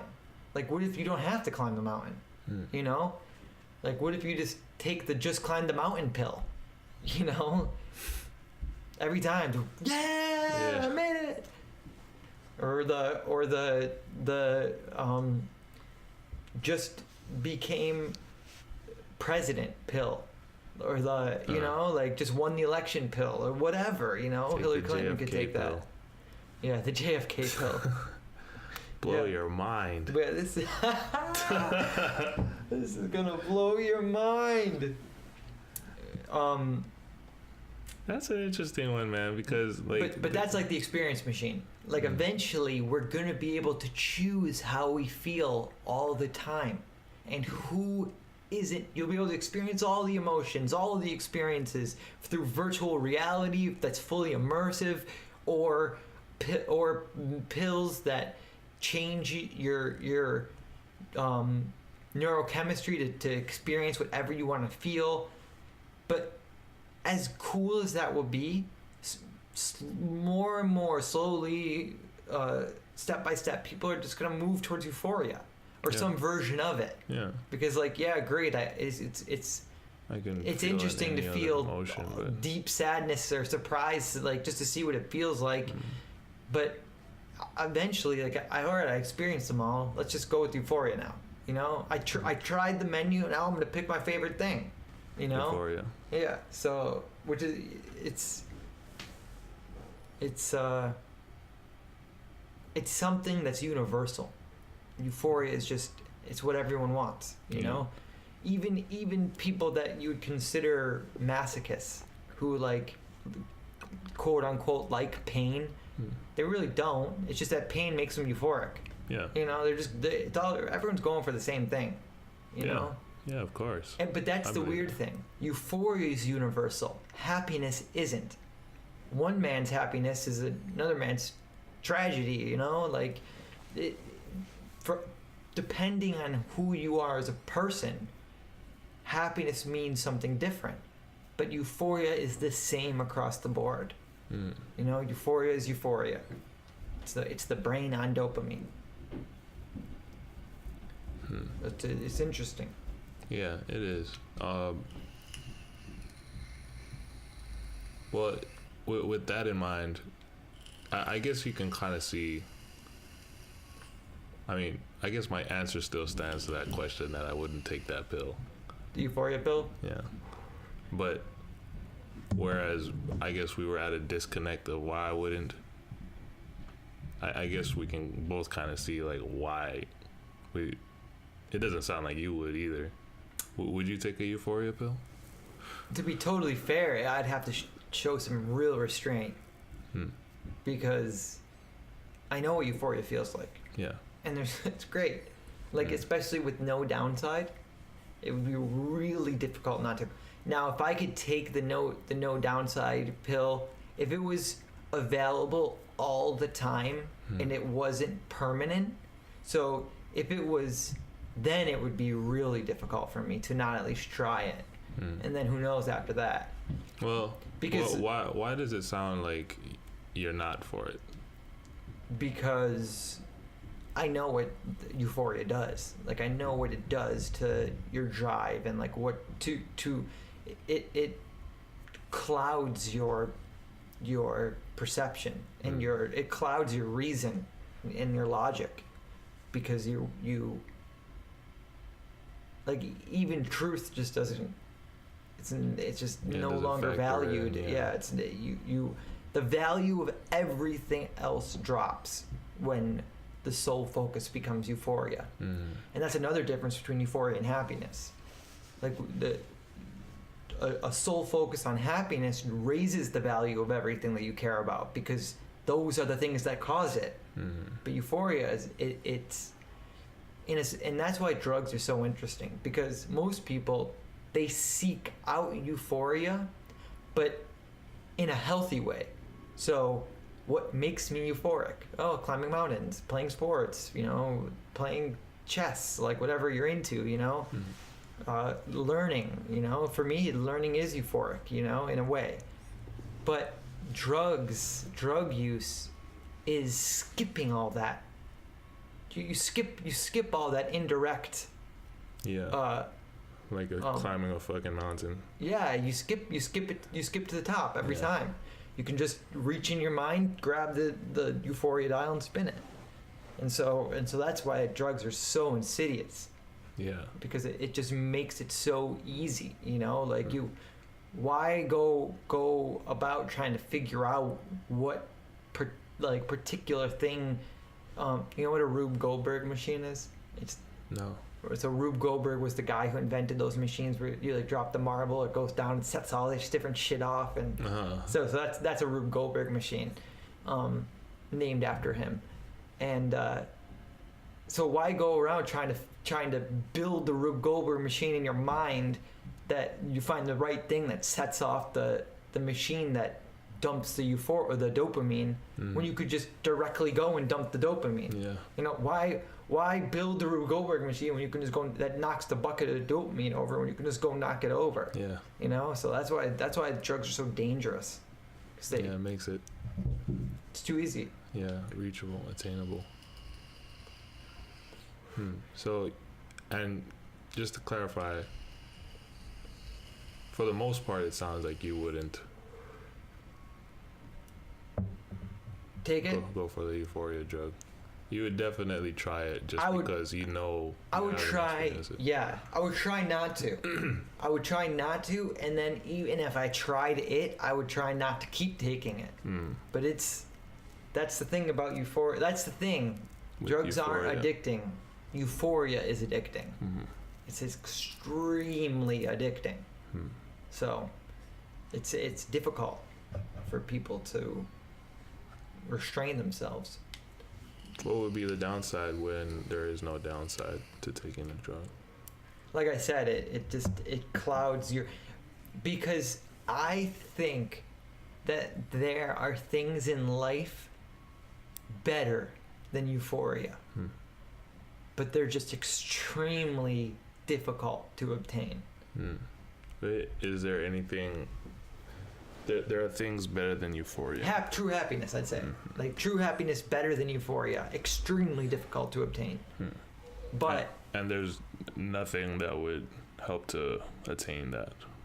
Or nothing we could imagine that it'd be like, what if they did this? Like instantly? No. Helped you attain this? No, because it's... Like I said, like they basically have to invent a drug that changed your mind so that you became a different person, and exactly how your life was in that moment was what you wanted. You know? Yeah. Because then as soon as it was, you'd be like, oh, I made it. I'm happy. Finally, you know? Like, it's exactly how I wanted it, you know? So like this is what I value. These are the things I value, what I have. So, I mean, in a weird way, that's what, like, meditation is all about. But that's a healthy, active, slow, like, process with continuity. So, like, you don't just snap your fingers and you're a different person. Like, you slowly become that through work, and then the value of that work shows itself at the end. So that's different. But if they could just do it instantly, it would be you changing who you are. Like, all of a sudden you take a pill and you wouldn't be you anymore. Like, the you that took the pill to be happy wouldn't be the you that's happy now. You'd be and this goes into questions of, like, the self, like, the fact that we're not even the people we were 5 minutes ago, but that phenomenon, the phenomena of continuity is important. There's a lot of value in that. That's why uploading your mind to the computer doesn't work, you know, because, like, you're uploading it and there's, like, you're still there, and now all of a sudden there's another you. But if you could slowly do it, you know, neuron by neuron, you'd be okay with it. So unless you totally remove the delusion of self, that continuity is necessary. You can't go without that. So that's why meditation is interesting, because it upholds that continuity while getting rid of the self that makes you care about it in the first place. But it upholds it, so it's easier to swallow. But a pill that just does it instantly, that's the mind upload. Except for you're just no longer there. Like, you essentially would be killing yourself for another person to be happy, not you. And we value that. Like, we don't want someone that's like us to be happy. We want us to be happy, you know? We want the things that we value. So I would never take that pill. Yeah, me neither. You know, I hate the thought of that pill. I want the things that I value now. I don't want to change the things I value to just a bunch of bullshit. Same. But that's why the euphoria pills would be way harder for me to resist. But I think that if I did take it, that especially if I took it more than once, or like a bunch of times, or whatever, however many it would take, I would become addicted to it. I think I would just take it all the time and say, fuck it, whatever. Because at the same time, in taking the pill, I feel like it'd also be kind of like a happiness pill in itself, especially if you become dependent on, or maybe not even dependent. But if it's a pill with no downsides. But the difference is, you wouldn't be unless you changed as a result. So if the more you That's took what I'm it, referring to. Yeah. So the more you took it, the less you value. Yeah, the less you value the other things. But like most, I would say most addicts still value what they value, but they just don't. I don't know. It's interesting. That's an interesting point because after enough time, that is all they value. Yeah. Like they just everything. Now, if they can get themselves off of it, those old values do come back. Yeah. And they're like, man, I care about this again. Yeah, you know? I care about my drugs. Yeah, but like, or that's all they do because they have that singular focus. Like all that matters is this. Yeah. But yeah, that's interesting. That is an interesting thing. I think about that all the time because it deals with more than happiness. I feel like it deals with a lot of things that we would think aren't like things we would usually consider to be of like importance or value, but then they kind of are. What are some examples? Because that was a good. I think that was a good little experiment. Yeah. But to be fair though, the euphoria pill is not a bad life. Yeah. Like really, there's people that are alive right now that if you were to offer them the rest of their life as it would go normally, or the euphoria pill for the rest of your life, the euphoria pill is the better option, right? So there's some people where the things they value that they're never going to get, like people that are in third world countries and they're just totally fucked or like whatever, you know, like there are certain things where they're just they lost the deterministic lottery, like they're not going to have a good life. And so euphoria pill would be a better option for them, but it's just that there's something better than that. Even though the euphoria pill life isn't that bad, that hashtag euphoria pill life, that euphoria pill life isn't bad, but the happiness life is better. Yeah. And if you think you have a shot at it, it's worth trying to get that. I still kind of have this feeling that we're gonna clarify some more here. So, because I feel like we have a difference, and this is the reason for the clarification, just to make sure if there is a difference, and if not, then we can continue.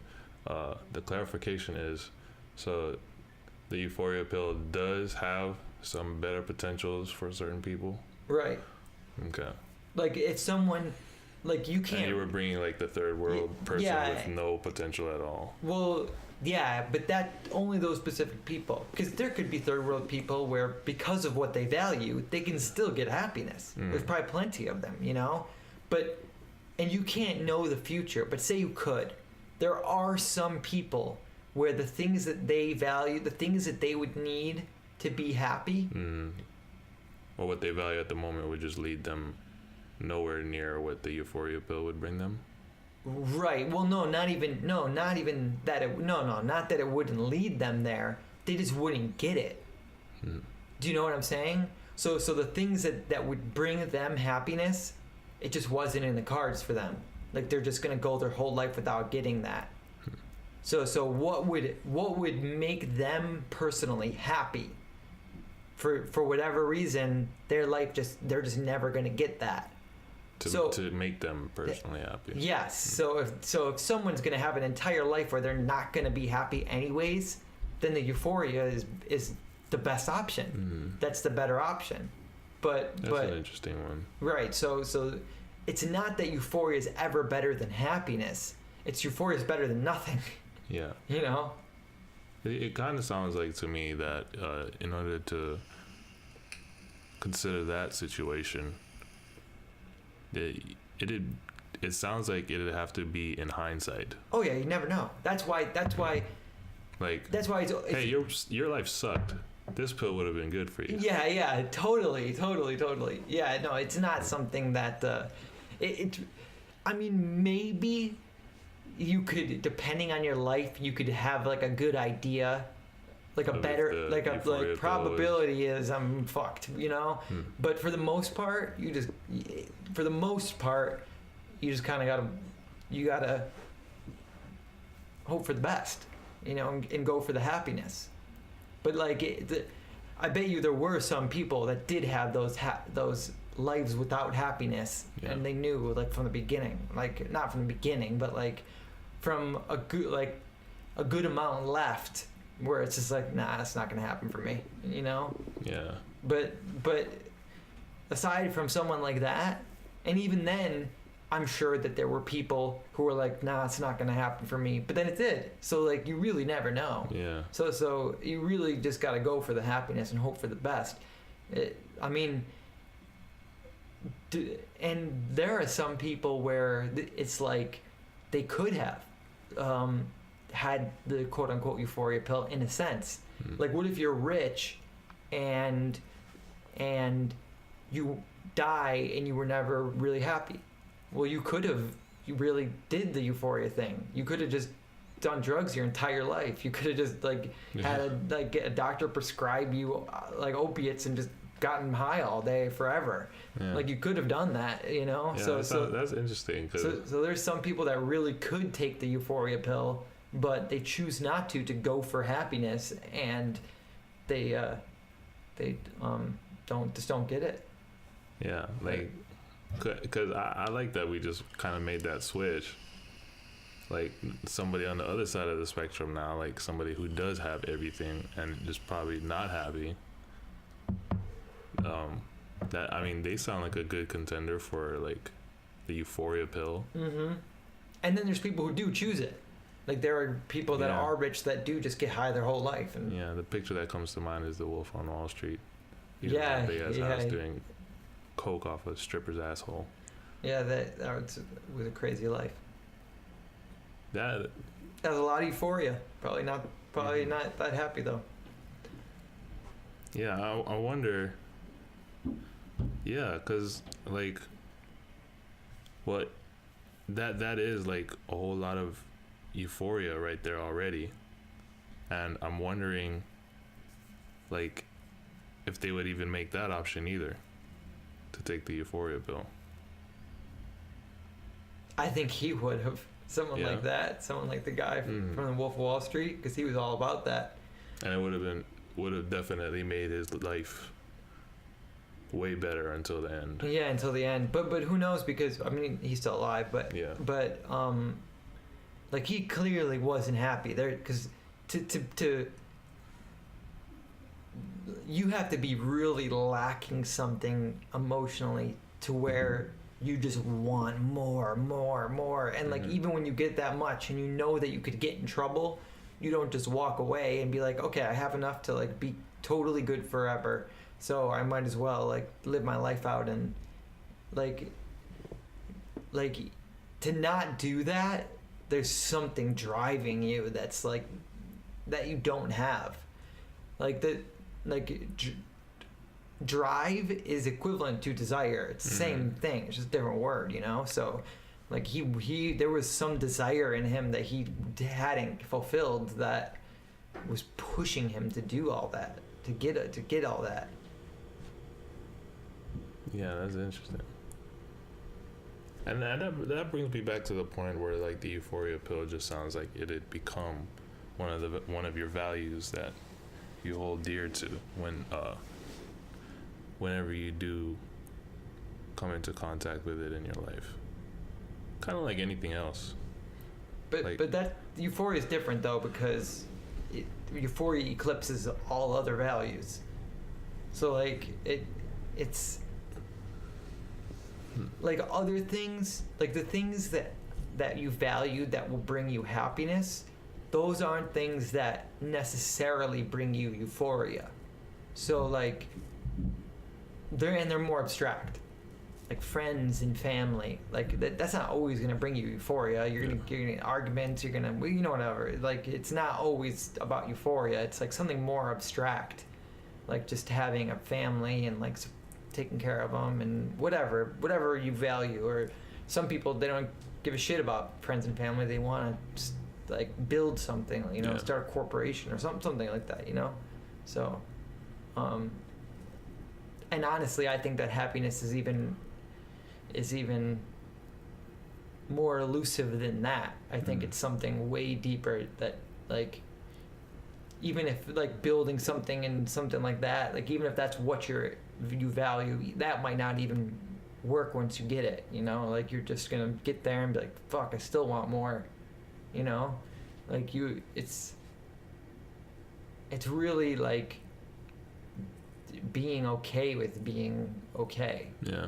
You know. There's this saying that I came across that keeps popping up as we're going down this subject. I'm not gonna quote it specifically, but it goes along the lines of, if you work towards being happy, you'll be happy sometimes, or you'll hardly ever reach the goal of being happy. Damn, you know what? I'm about to butcher this thing up because there's another factor in this thing. But it was something about your focus on happiness and how happiness probably isn't even where your focus should be either. Because the main idea of it was that the things that you value are going to be your happiness. You would never want to value happiness itself. Right. Yeah, that's interesting. Mm-hmm. It's more, I agree. I mean, that's what I mean. Like, happiness is like more abstract. It's more of like just this kind of idea that we have, and come when everything else is in place. Yeah. Yeah. Yeah, definitely. And then I think there's a further step that most people don't make, and that's why their lives stay unfulfilled. So like because it kind of shatters them when they get all those things in place, and then they're still not happy. They're like, what the fuck? Yeah. So I think there's a further step where you get everything in place, and then you got to be okay with it, you know? Oh, it was the factor of goodness. I forget if it was Jordan Peterson who said this, or somebody else. Maybe it was in a book I was just reading for English class. But it was, if you strive to be good, you will likely be happy sometimes and also be good sometimes. But if you strive to be happy, you will only be happy some of the times and barely ever be good. Yeah, I think it was that. So I don't know if happiness and being good would be in the same category, but I think good would be considered more of a value that you should be striving towards, as opposed to like a good person, or be like good, like I'm good. Yeah, I think so. Or the values that make a good person are what you should strive for. Yeah, I think as opposed to, because I guess some people only want to be a good person because it makes them happy. Right. I think leading a moral life is important. There's a theory called psychological egoism, which is basically there is only selfishness. Like there's really no such thing as. Yeah, I think I'm probably like. Well, that's almost certainly true. Yeah. You know, so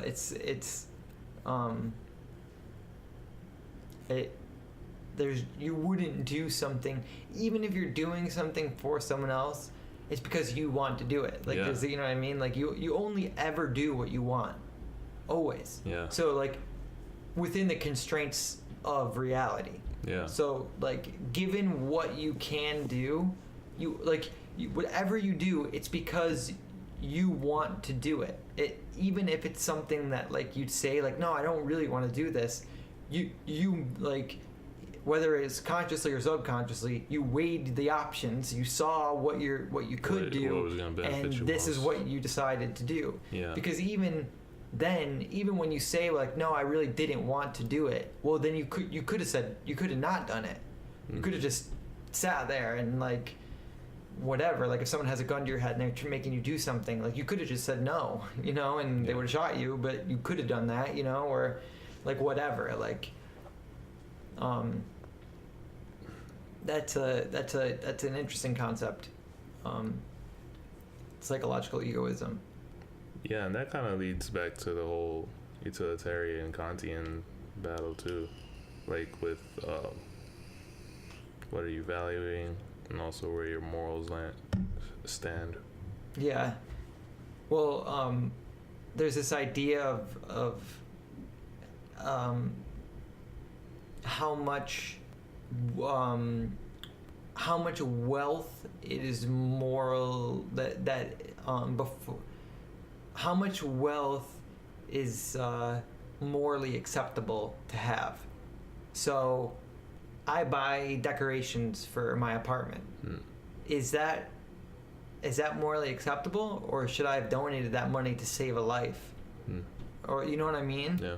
Like why do I need that? Like I'm already okay. Like I already have food and shelter. Like why do I yeah, so but and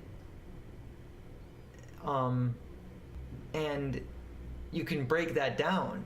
So like some people are like, yeah, you should donate all, you should save as many lives as you can. But I think that there's a threshold of happiness that a person should have before so like you can donate to different charities and it'll save a lot of lives. Like there's charities that like prevent people from getting diseases from mosquitoes. But I would much rather donate to a charity that picked specific people and raised their happiness up to like a reasonable level, and then moved on to the next person and raised their happiness up to like, why save someone to have a miserable life, basically? You know what I mean? Like, even though people of course want to live, like that's just like survival instinct. It's not really like how do you weigh the value of life? Like if you lived your whole life and you were miserable the whole time, was your life worth living? If you asked the person, they might say no at the end, but every point throughout they would say yes. And then even if you told them, well, your life's gonna be miserable, and like you could somehow tell them in a way where they would know you were telling the truth, they would probably still say, no, I don't want to die, I don't care, like I still want to live. Like it's like an instinctual thing, you know what I mean? So I would much rather just make people better than instead of like make people's lives better instead of like just saving as many as possible. Yeah.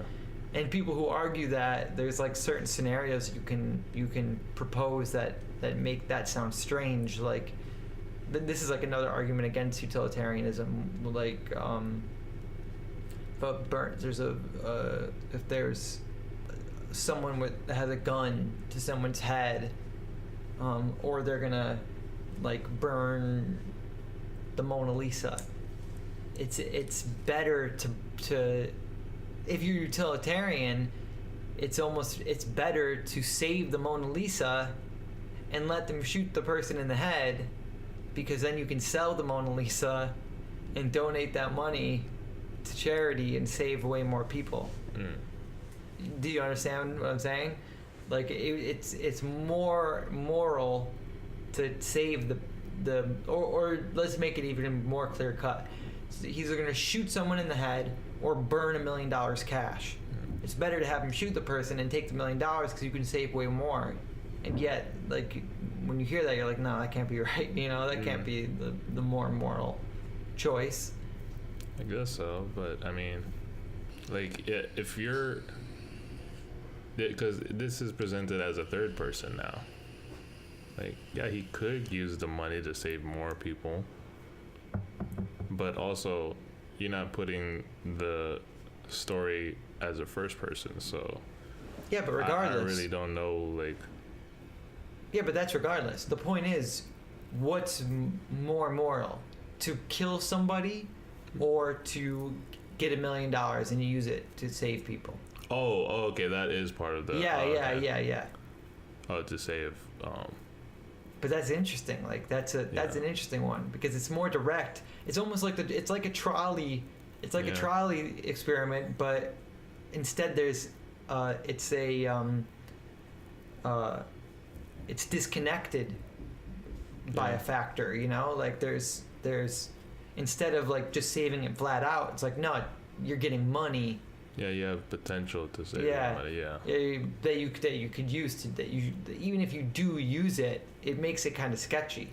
Like even if you like definitely do use it to save people, it's kind of sketchy. Yeah. I wonder if it should be though. Like, but then people argue like, well, no, in the moment, like that person's life is at stake, so you can't do it just so you can save people down the line with the money. Yeah. But that's the same thing as the trolley experiment. Like just because you're killing the one person to save the 5 people instantly in the trolley experiment, in a sense, you are saving other people instantly with the $1 million. Like, if you kill the one person to get the $1 million, you technically are, if that money's definitely going towards saving charities to save people, you're definitely you're technically saving them instantly. Yeah, I guess so. You know, like, you know, in a way you are, because like that's what is going to happen. Like, you are saving those lives. So like, even though it's down the line, you're still saving them. Like, that's more lives saved. So so that's why something else has to come in here, like something that has to do with like the level of happiness of, it's not just about life. Like, it's not just about people being alive. It needs to be about more than that. Yeah. I think, you know, it needs to be about like the quality of their life. I think there should be a threshold of like their life quality before you start moving on to save more lives. Like, it's not all the most valuable thing isn't just life. I would say it's not. I would say that the most valuable thing isn't life. It's happiness. It's quality of life. That's what's valuable. It's life on its own is nothing. Who cares? I have this thing that's super related to this, and it's kind of also related to this. I brought it up last time, 80-20 rule. You remember that? Yeah.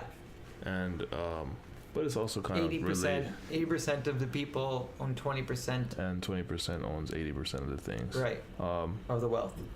And it just, if you're going up or down the scale, it just changes proportionally. 1% will make 99%, and 99% will only make 1%. Right.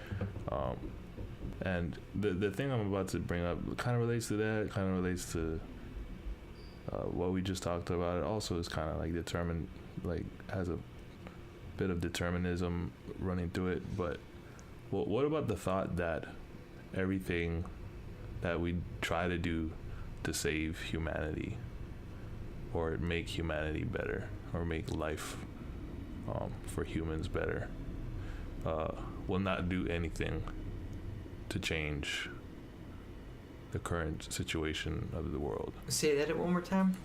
Any attempts to try to change things for the better, in the bigger picture of things, won't really change anything. And by in the bigger picture, do you mean won't save us, or no, won't... just anybody? Like, when we take into account things like trying to raise the minimum wage, or make universal basic income, or all these new technologies that would help to alleviate a lot of suffering in the world. Right. They won't really alleviate that suffering? Yeah, the general suffering in the world. Here's what the way I think about it. I think that if things go the best way they can,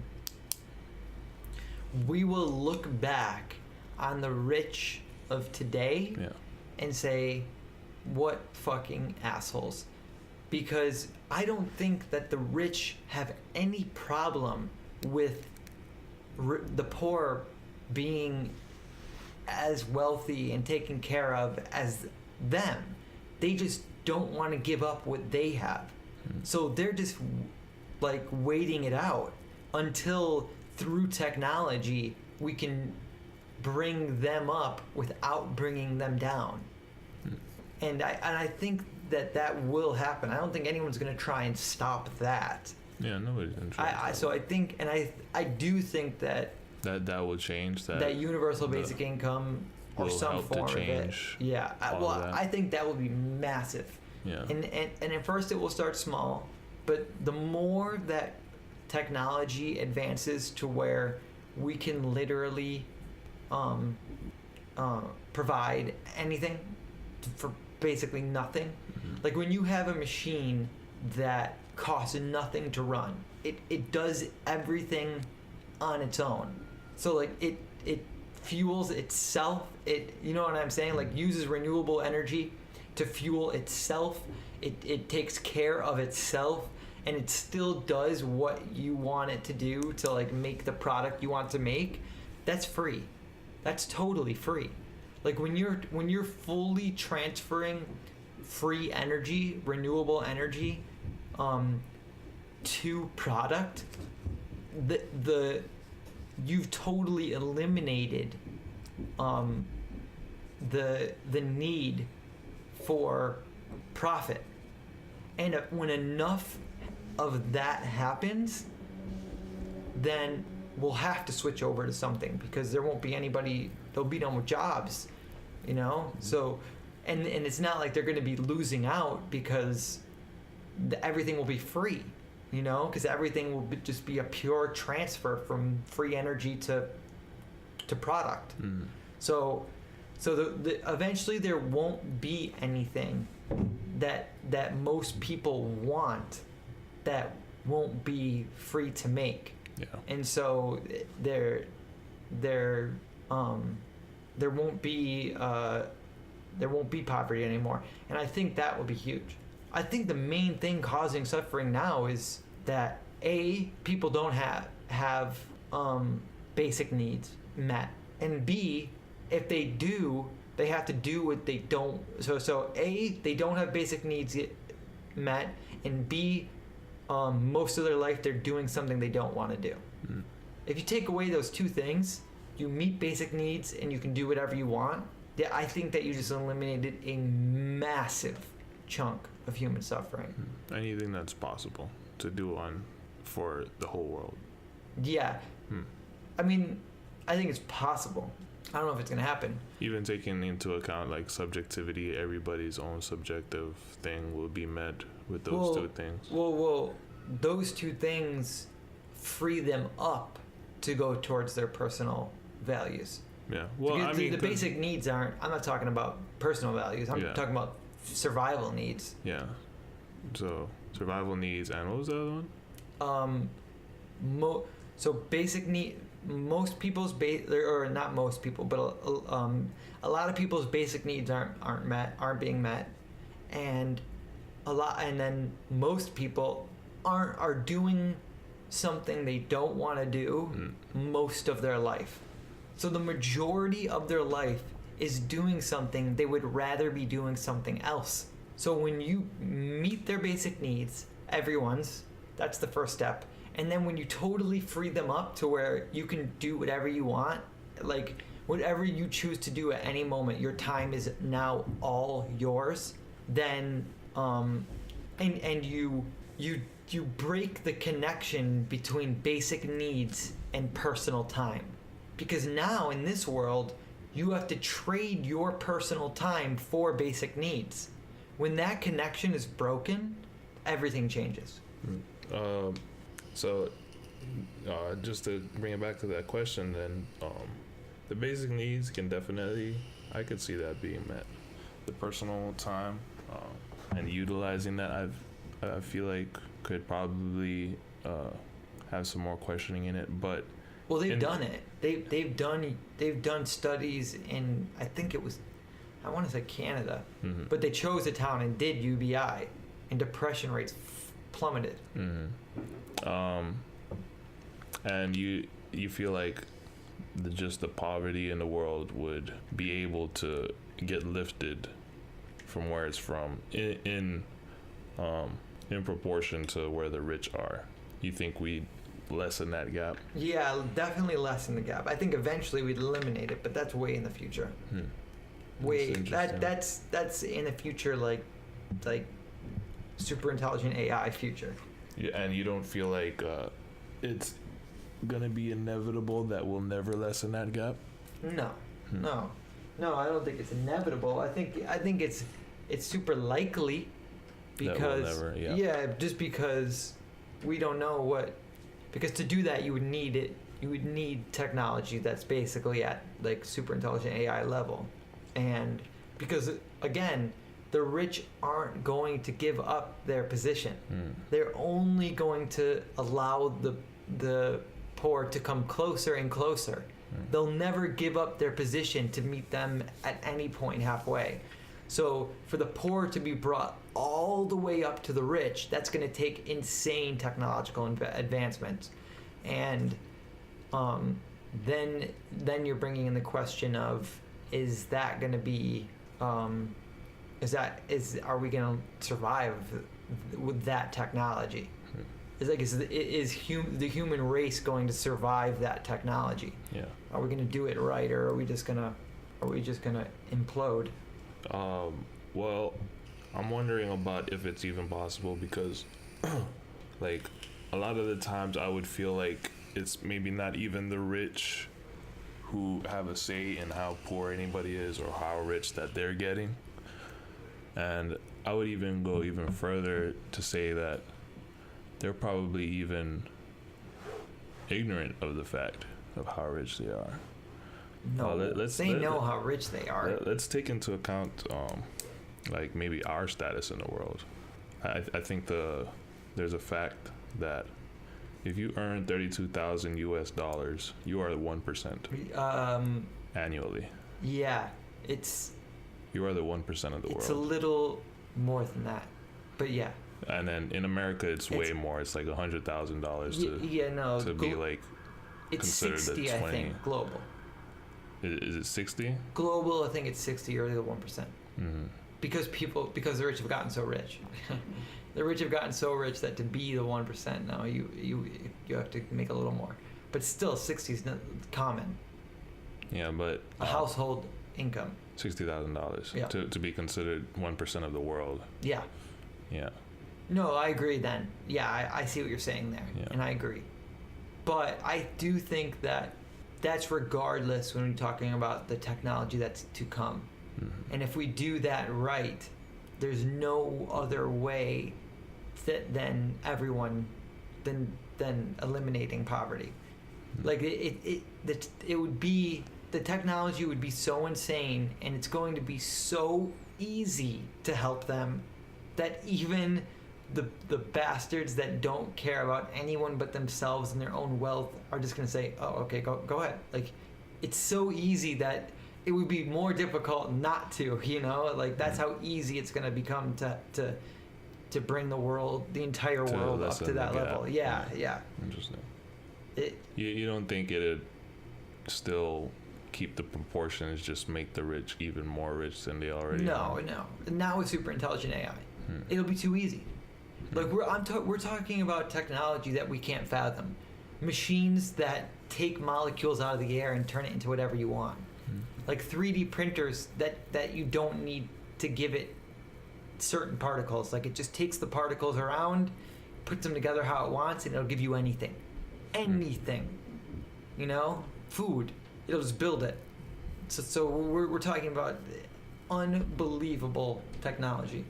And there's enough matter to go around. We have an entire universe. Yeah. We're talking about spaceships going and just bringing in rock so we can turn it into whatever, food, iPhones, like anything. So like it's just gonna be so simple. Like it would, for the rich to, like, there's like a debate on like, are the rich cruel for not helping, maybe, but like the level of cruelty it would take for them to still keep the poor down would be unfathomable because now they're doing it to stay rich, to keep them in power, but then there'll be no benefit. Like there'll be absolutely no benefit to keeping the wealth inequality, like literally zero. Because everything will be so easy. But again, this is if we do it right. Yeah, it's an interesting one. Well, we are coming up on the 3 hours right here. Okay. Yeah, it's been a long ass podcast. That was a good one though. Yeah, that was a nice one. I liked it. Later. Thank you for listening. We hope you enjoyed it, and we hope to continue bringing you content. And if you'd like to support us, you can find us on patreon.com/thepseudointellectuals or on Twitter @thepseudoint.